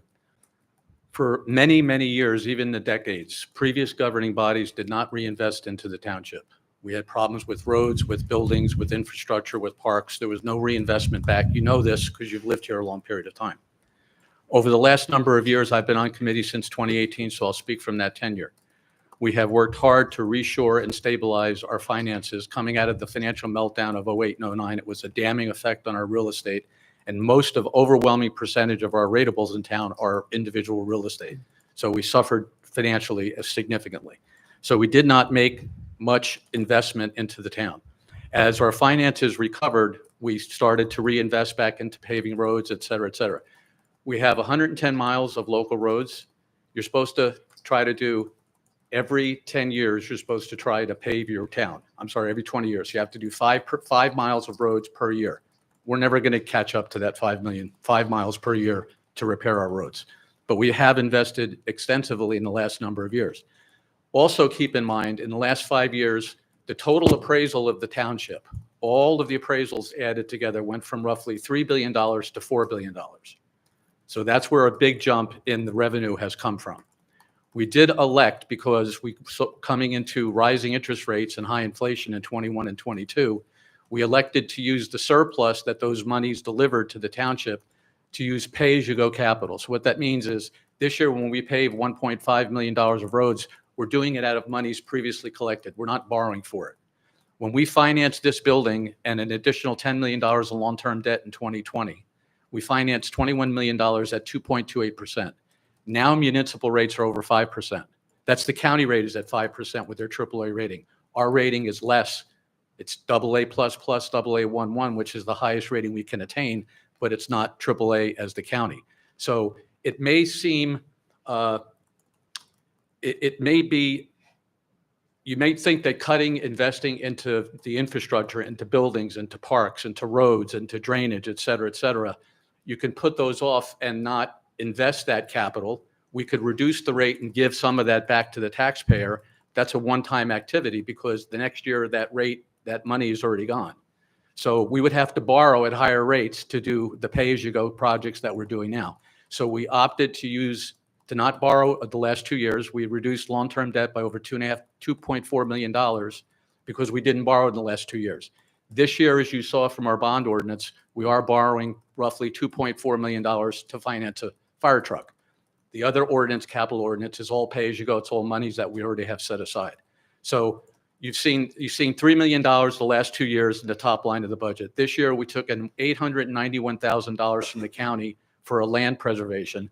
That goes into the top. It goes against debt service right away. So it makes the top line of your budget look very large when you use pay-as-you-go capital and you get big grants. When I also started in 2018, in addition to being criticized and chastised for not taking care of our assets, we were also said, you don't go after grants. Now we go after grants, and when you get a grant, you have to match it. So you're damned if you do and damned if you don't. You're either right today and wrong tomorrow, or wrong tomorrow and right today. So, we do think that reducing taxes, capital expenses to reduce taxes may sound appealing, but you're taking a big risk in the future of having declining infrastructure, funding of departments decline, and higher borrowing costs in the future. So we've tried to balance that out and look at long-term debt as far as being able to use pay-as-you-go to keep that manageable. So that's what we've tried to do in the budget. And also, there was you mentioned some comparisons. In 2020 was COVID. So in 2020, in January, we were in the old building. We released the schematics for this building. We spent 2 meetings talking about that.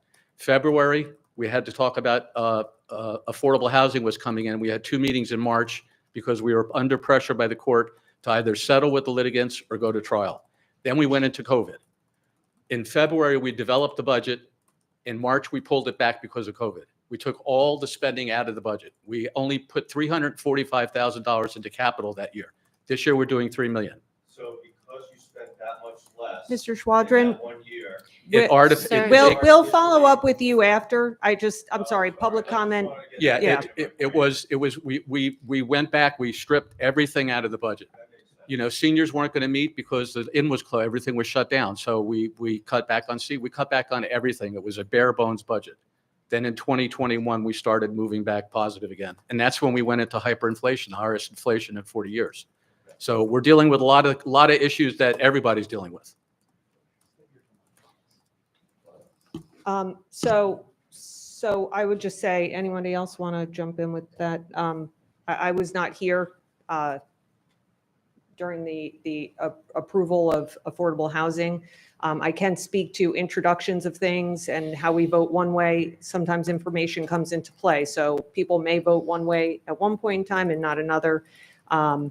I don't know specifically what you're referring to just because I wasn't on committee back then, but happy to stay after and follow up with some of that as well. And same with Mr. LaTrenta. So anybody else from the public? I'm sorry, Fulton, I said you were next, please.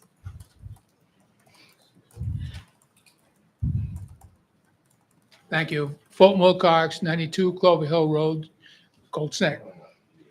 And I sort of work more at the data issues. And of course, the bills list is our key publication, communications publication from this group, because this group basically doesn't publish much else except the bills list. Anyway, so I picked through things that are in this particular bills list as illustrative of why this committee should be using the full capability of the reporting system which it pays for. So if you look at a bills list entry, the average number of letters describing what it's about is like 24 characters. In fact, that's a 120 character field, and you basically are throwing away 100 bytes of potential for keeping people informed. For example, with respect to the audit, and thank you, I did find that the audit is now paid for. I have no idea, in the bills list, for some reason, this group elected to pay it in payments. And so there's a payment for $15,750, which is the closeout payment, but there's no indication as to what the total was. So you don't know what the budget, what it cost. And of course, it also raises the question as to who was in cash trouble. Was it you who were in cash trouble and paid in 1 or 2 or 3 pieces, or was it the auditor that was in some sort of cash trouble? The next one is septic systems in this new building, and there's $4,600 in septic system bills for this building. It comes in 2 pieces, both roughly equal, and of course, what is missing in that in the bills list entry is what I sort of hoped for or expected, which was that this money was going to be flowed back through the contractor, and that this bill was not really being paid.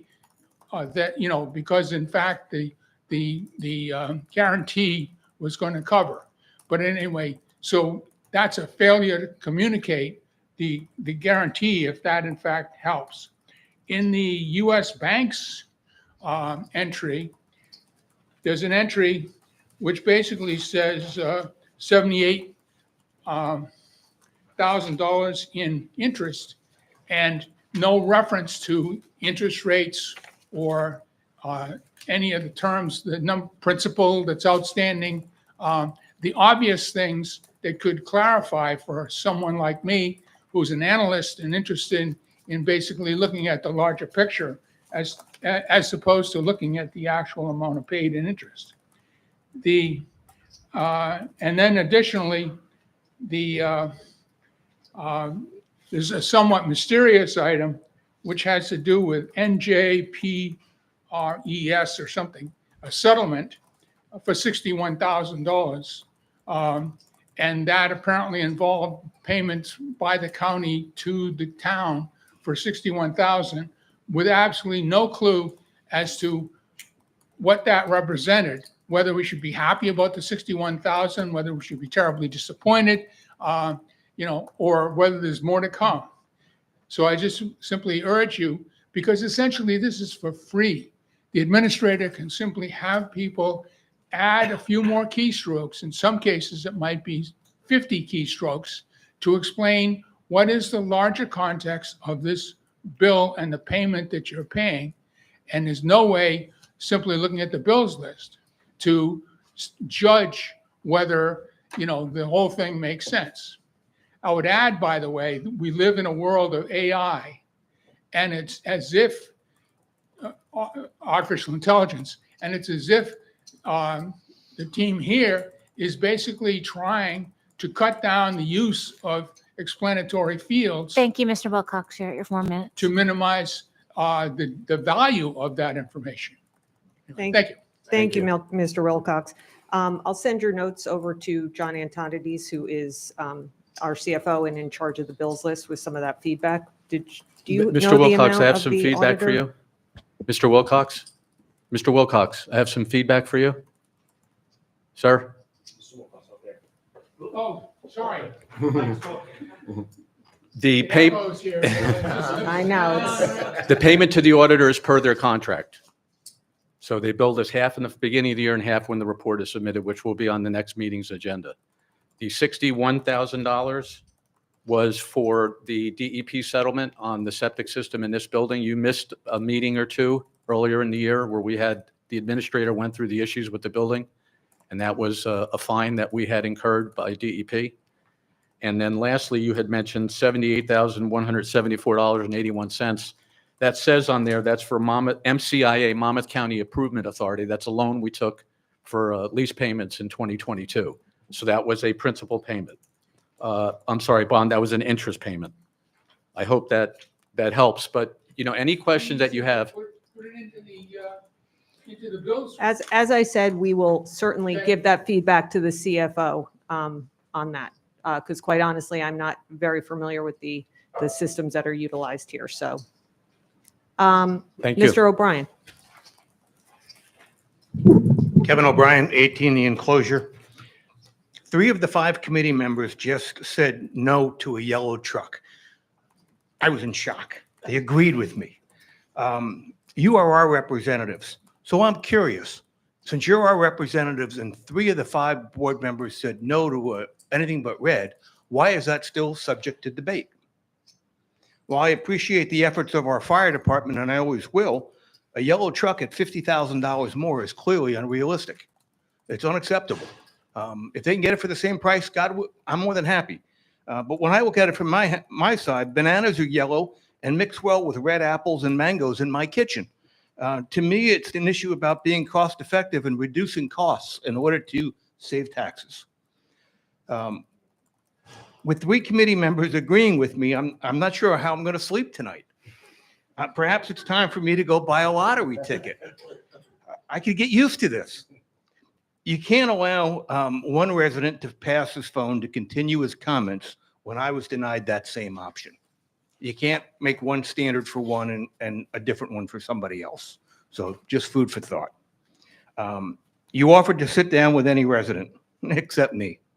On December 12th, 2024 at 9:18, I extended an invitation for coffee to you, Mayor, to discuss things with you one-on-one off the record, yet there was no response.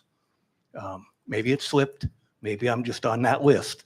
But being fair, I should be treated the same way. The election location at Conover School is being moved to the firehouse. I don't believe I heard that tonight, so I just thought I'd share.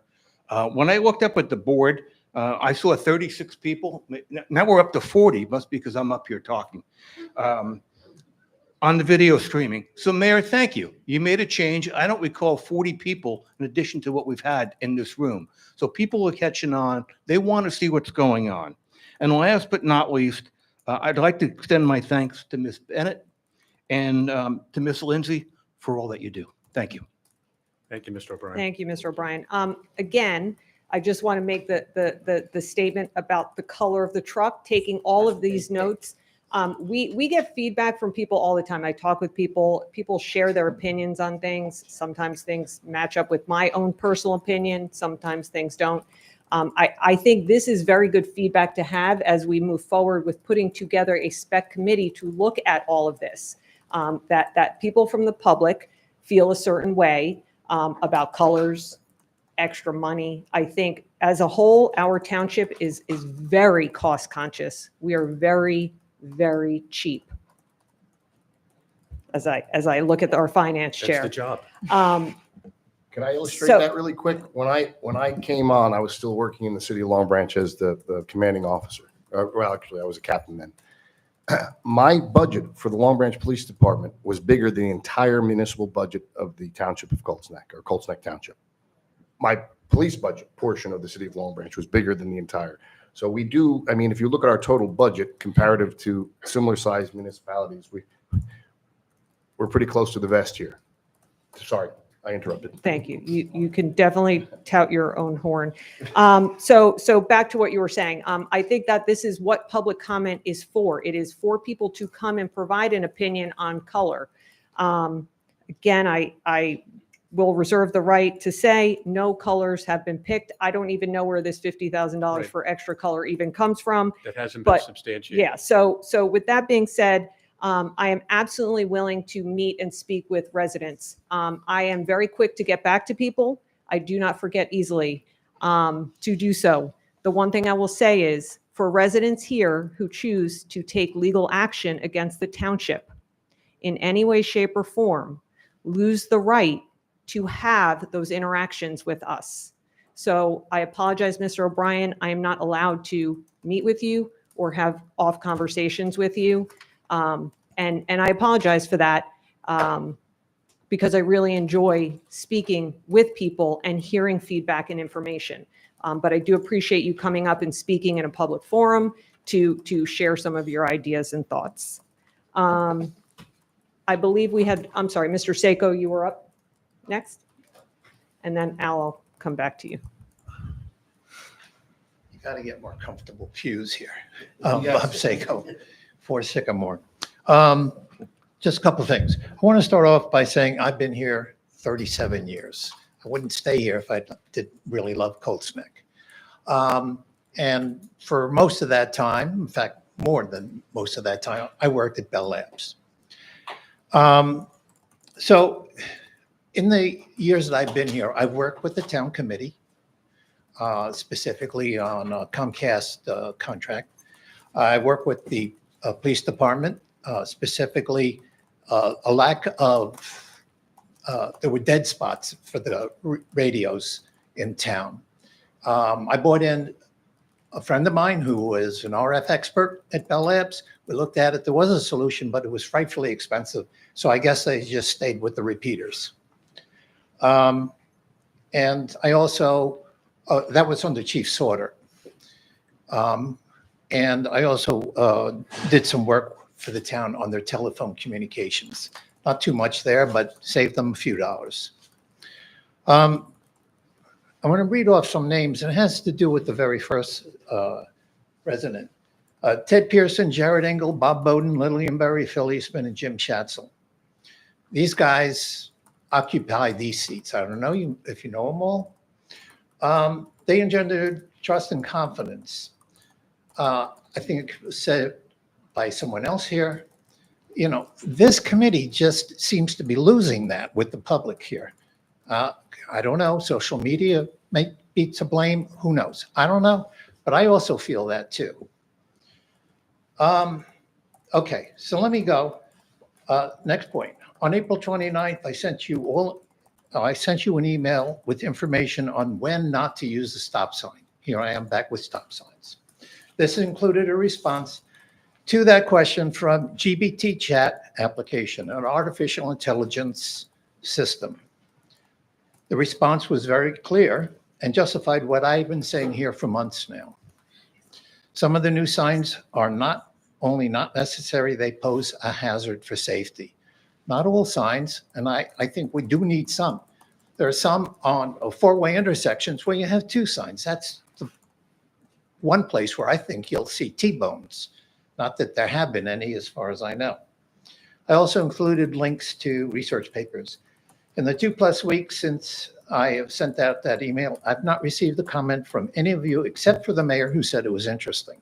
So that's not really being responsive to the residents.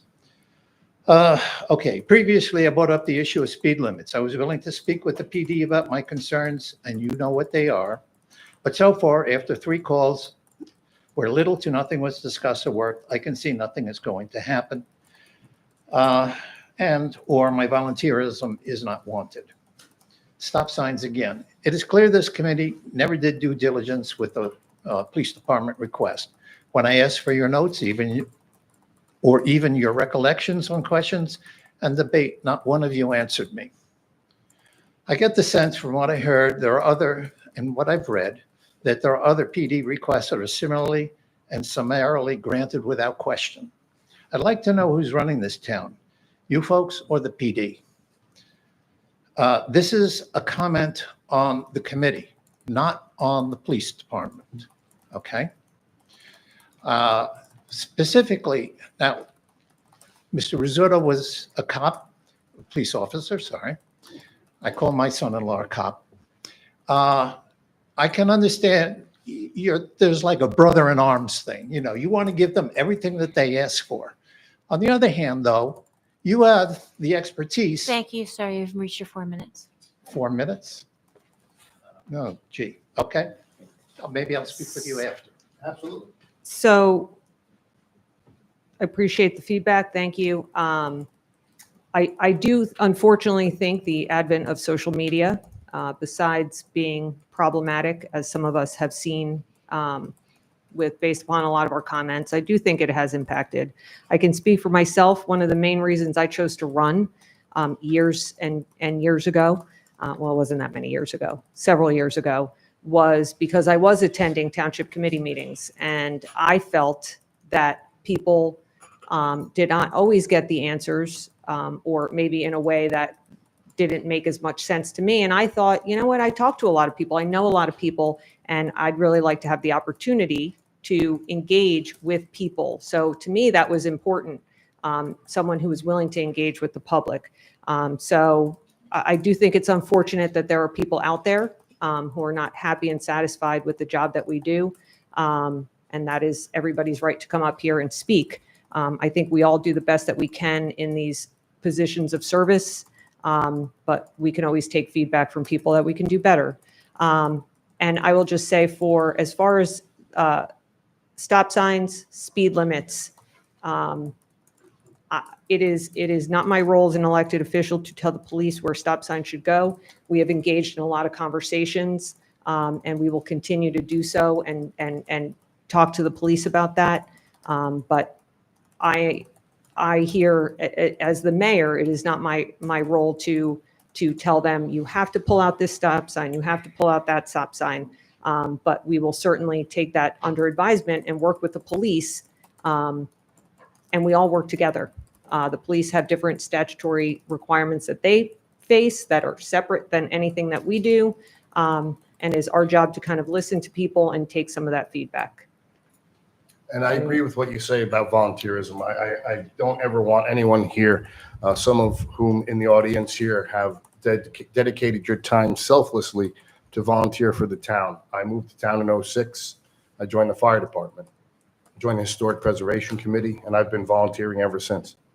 I see a lot of people in the audience, some of whom haven't volunteered, and I'm here to encourage any of you to volunteer and put your efforts into a positive thing to pitch in, row the boat in the same direction, pull on an oar. I apologize for that. I will talk to the chief and make sure that the discussions do take place. I assume that you had already had that meeting. But we will make sure that that meeting takes place so your concerns can be brought directly to the police department. As the mayor said, that's their purview, and you're more than free as a citizen. We're public servants, and cops is okay. Don't worry about that. We're public servants. Absolutely. We can arrange that meeting to happen. And I apologize for it. I assumed it happened since last meeting. So you're heard, and I encourage and I'm sure as Mr. Ryan will say, I encourage everybody here to volunteer in a positive way. Grab an oar and start rowing in the same direction. I like that message, and I encourage everyone here to live by that. So thank you. Mr. Seiko, let me just add to that. From time to time, to the extent you have questions and issues, reach out to us. You don't have to wait for the meeting. You and I have had coffee together. We've exchanged emails. Just this week, I had emails from 2 concerned citizens with questions, and I got the information and I responded to them. So, and I encourage everyone in this room, everyone listening, when you have questions, if you sit on it or just wait for the comment and then you're limited to 4 minutes and we're trying to take down notes and answer, we may not get to we may not get to answer all of your questions. And for some that might feel that we're not being responsive or we're not being transparent, my point is simply to encourage you to reach out to any one of us at any time. The mayor has already given her phone number. Our numbers are all on the website. Reach out. I would be happy to speak with you, and I know all of us would be happy to speak with anyone at any time. Thank you. Thank you. Mr. Ryan, you were up next.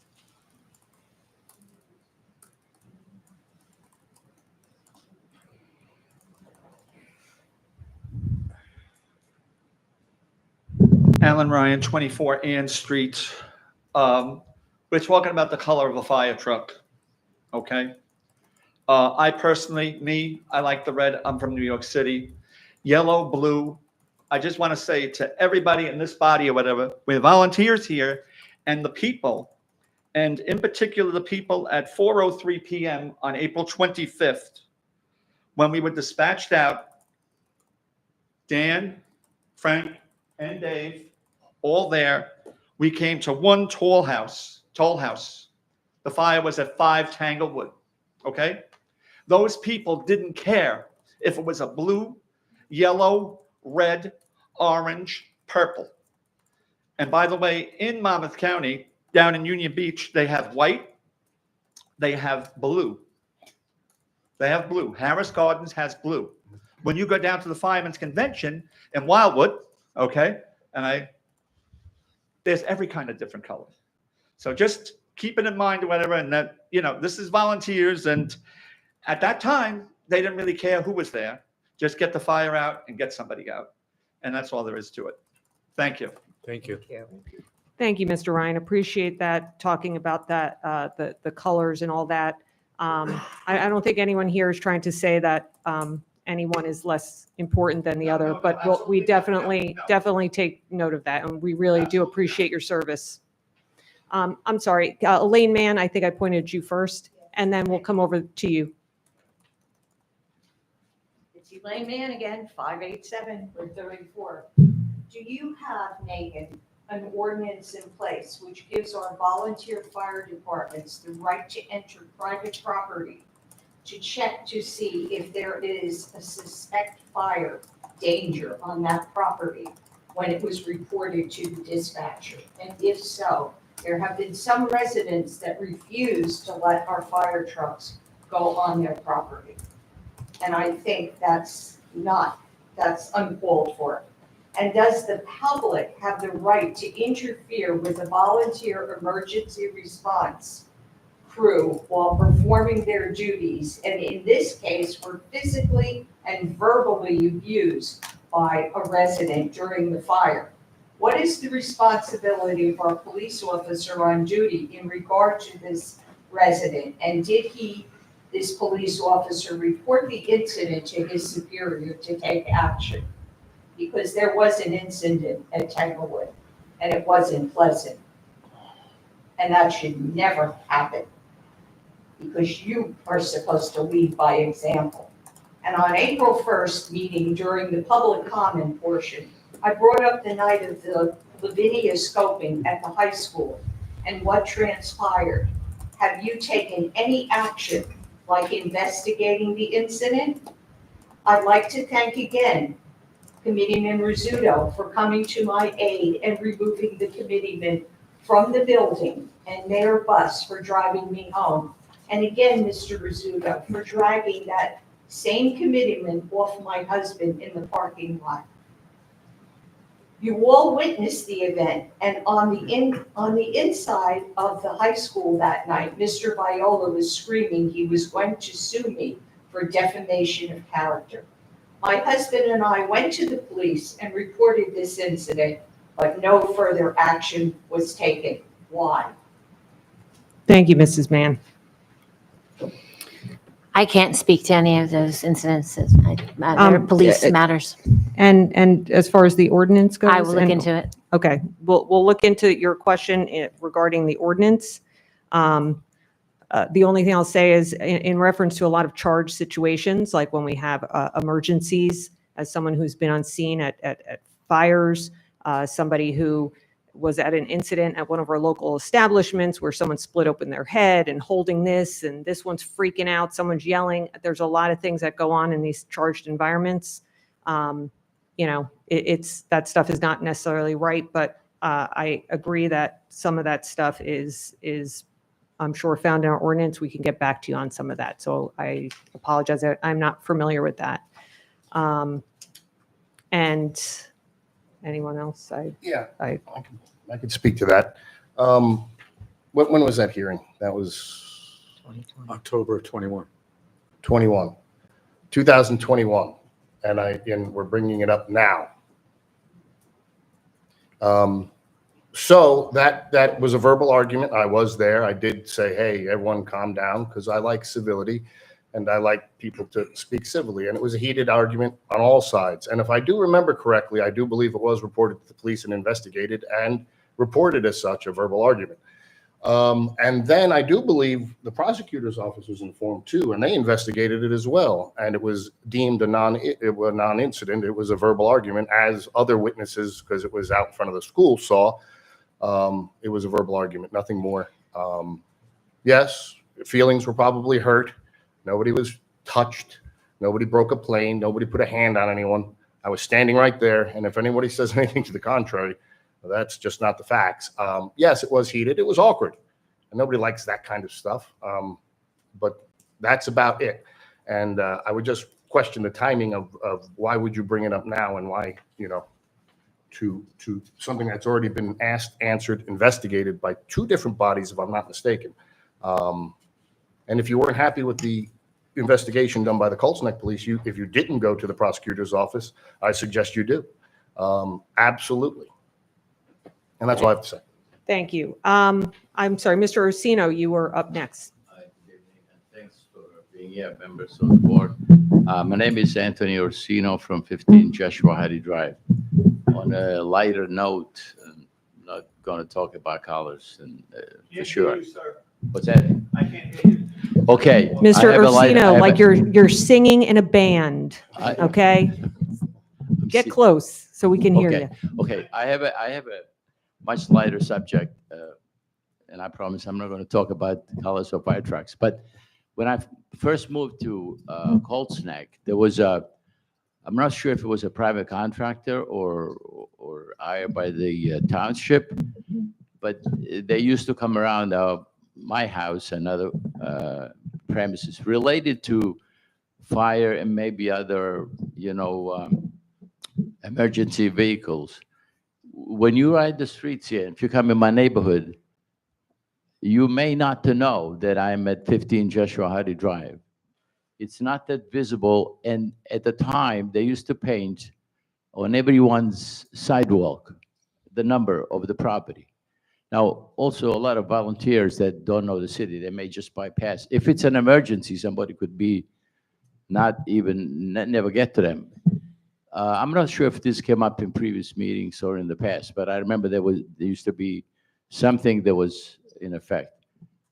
Again, the township probably is not the one that we're providing that. Maybe it's a private contractor or hire someone of our own, but it's a suggestion that we all should have, just by the sidewalk itself, the number of the property, visible. A lot of times it's very, very difficult to find which house you're at. So if it's not brought up before, I just wanted to bring it up to your attention. Thank you. Thank you, Mr. I think Rossino. that's actually mandated, is it not? Yeah. I believe that's the case, Yeah. yes. Yeah, we. Houses are supposed to be numbered, it's supposed to be visible for the exact reason you articulate, for emergency services. And I do believe it's up to the homeowner to do that. I know the post office requires it as well. I don't remember in the time I've served on committee, I Yeah. lived in town, that the town ever provided that. I think it was always up to the, private It's a company. private Yeah, company. private company. And I will say this actually came up in EFC meeting, Executive Fire Council, in reference to emergency responders, getting out, and is there something that we can do about that? I'm happy to pass along that suggestion Yeah, to and our I- administrator, and they can work with Department of Public Works if there is something that, And I could be personally done. was about to do my own, because I think it's important. Oh, But yeah. but if it's something that's going to be done by, I don't know, through the township or making a payment, accepting, people have to volunteer to have it done as well. I'm for it. Sure. Private company, yeah. And as Dave Mann said, some of these driveways are really long. 'Cause we've had a devil of a time getting into some of these scenes because, the house might be a mile away from, the one over off of Phalanx. And- That one. so I think what Mrs. I'm hearing is you should paint that number. I'm going to probably do it, but I was waiting year to year. And just to confirm this conversation, I had as much as a huge container in my driveway that didn't belong to me. It was another house on Williamsburg South. So I don't know, that's a big mistake. I had to live with that for a weekend to remove it. But I'm for it. So maybe I'll paint my own unless I hear otherwise from, I don't know, the township It or. was a dumpster? It was a big Mr. dumpster. Orsino, I Oh, can. they put it because of the numbers. I can follow up with the administrator Okay. if there is something, some way that, someone could pay to have that done. It happens in all And, towns. and at the So very least, we at the very least, we could put out on our website reminder to the people that Yes. this is a requirement. Maybe Yes. we'll post up the ordinance and we could put it on the website, just a reminder, hey, look, this benefits you.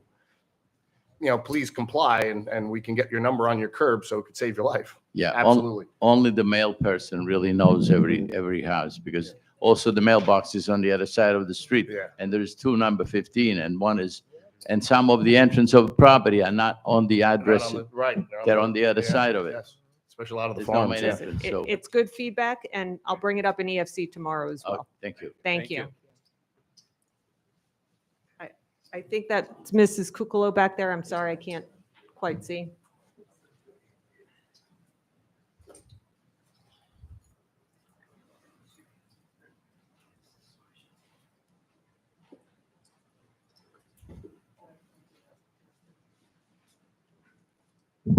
Mary Ann Kukalo, 67 Blackbriar Drive. I didn't plan on asking a question tonight, but this is basically for Megan. Elaine came up and asked about the incident she had. And yeah, it happened a while ago, and yes, it was very unpleasant. And I remember how upset Elaine was. But the point of it is she has every right to ask it, no matter when, if she doesn't feel it was resolved, number one. Number two, did this Mrs. Bennett violate our code of conduct? And if it did, why do we have different standards for different people? Thank you. So I wasn't at the incident. I wasn't present at the incident, nor am I involved with the police department, so I can't answer that question. Come back, since I still have some of my 4 minutes. Mrs. Butts, you drove Elaine home because she was so upset she couldn't function. And because this other person, Mr. Bartolomeo, had her husband pinned in the parking lot and they couldn't come together and meet, you were nice enough to drive her home and stay with her until David got home.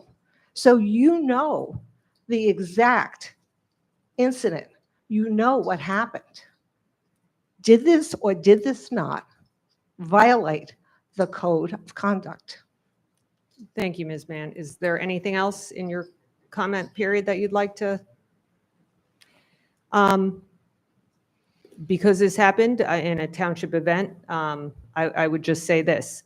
I was not witness to said event. I was in the parking lot. I'm sorry, not the parking lot. I was inside the building. An event happened. I left. I had heard that there was an issue. When I left, Mrs. Mann was standing outside alone by herself. Okay, so. We can't have discord. Yeah, I was going to say, I'm not looking to make discord. When I left the building, there was somebody who looked like there was a need. I offered to fulfill that need of a ride home. So I apologize about that. If there was confusion and maybe, listen, this is years ago. I was not witness to anything specific. I just want to make it very clear. There are not different standards for everybody at all. As someone who works in the HR realm, I take those things very seriously. And we have certain protocols that are put in place for certain things. Some things involve our administrator. Some things may involve our labor council. Some things may involve the police, the prosecutor's office, the attorney general's office. So just to make it clear, there are policies and procedures put in place, and they're not different for people. So I'm not going to speak on previous police matters that maybe happened years ago, but I think we all take that very seriously. Anybody else from the public? I thought I saw another hand. Seeing no more hands, can I get a motion to close public comment? Move. Second. All in favor? Aye. Thank you very much. I would like a motion to adjourn. Moved. Second. All in favor? Aye. Aye. Our next Township Committee meeting will be held on Wednesday, May 28th, 2025, 7 p.m. here at Town Hall. Ms. Mann? Ms. Mann?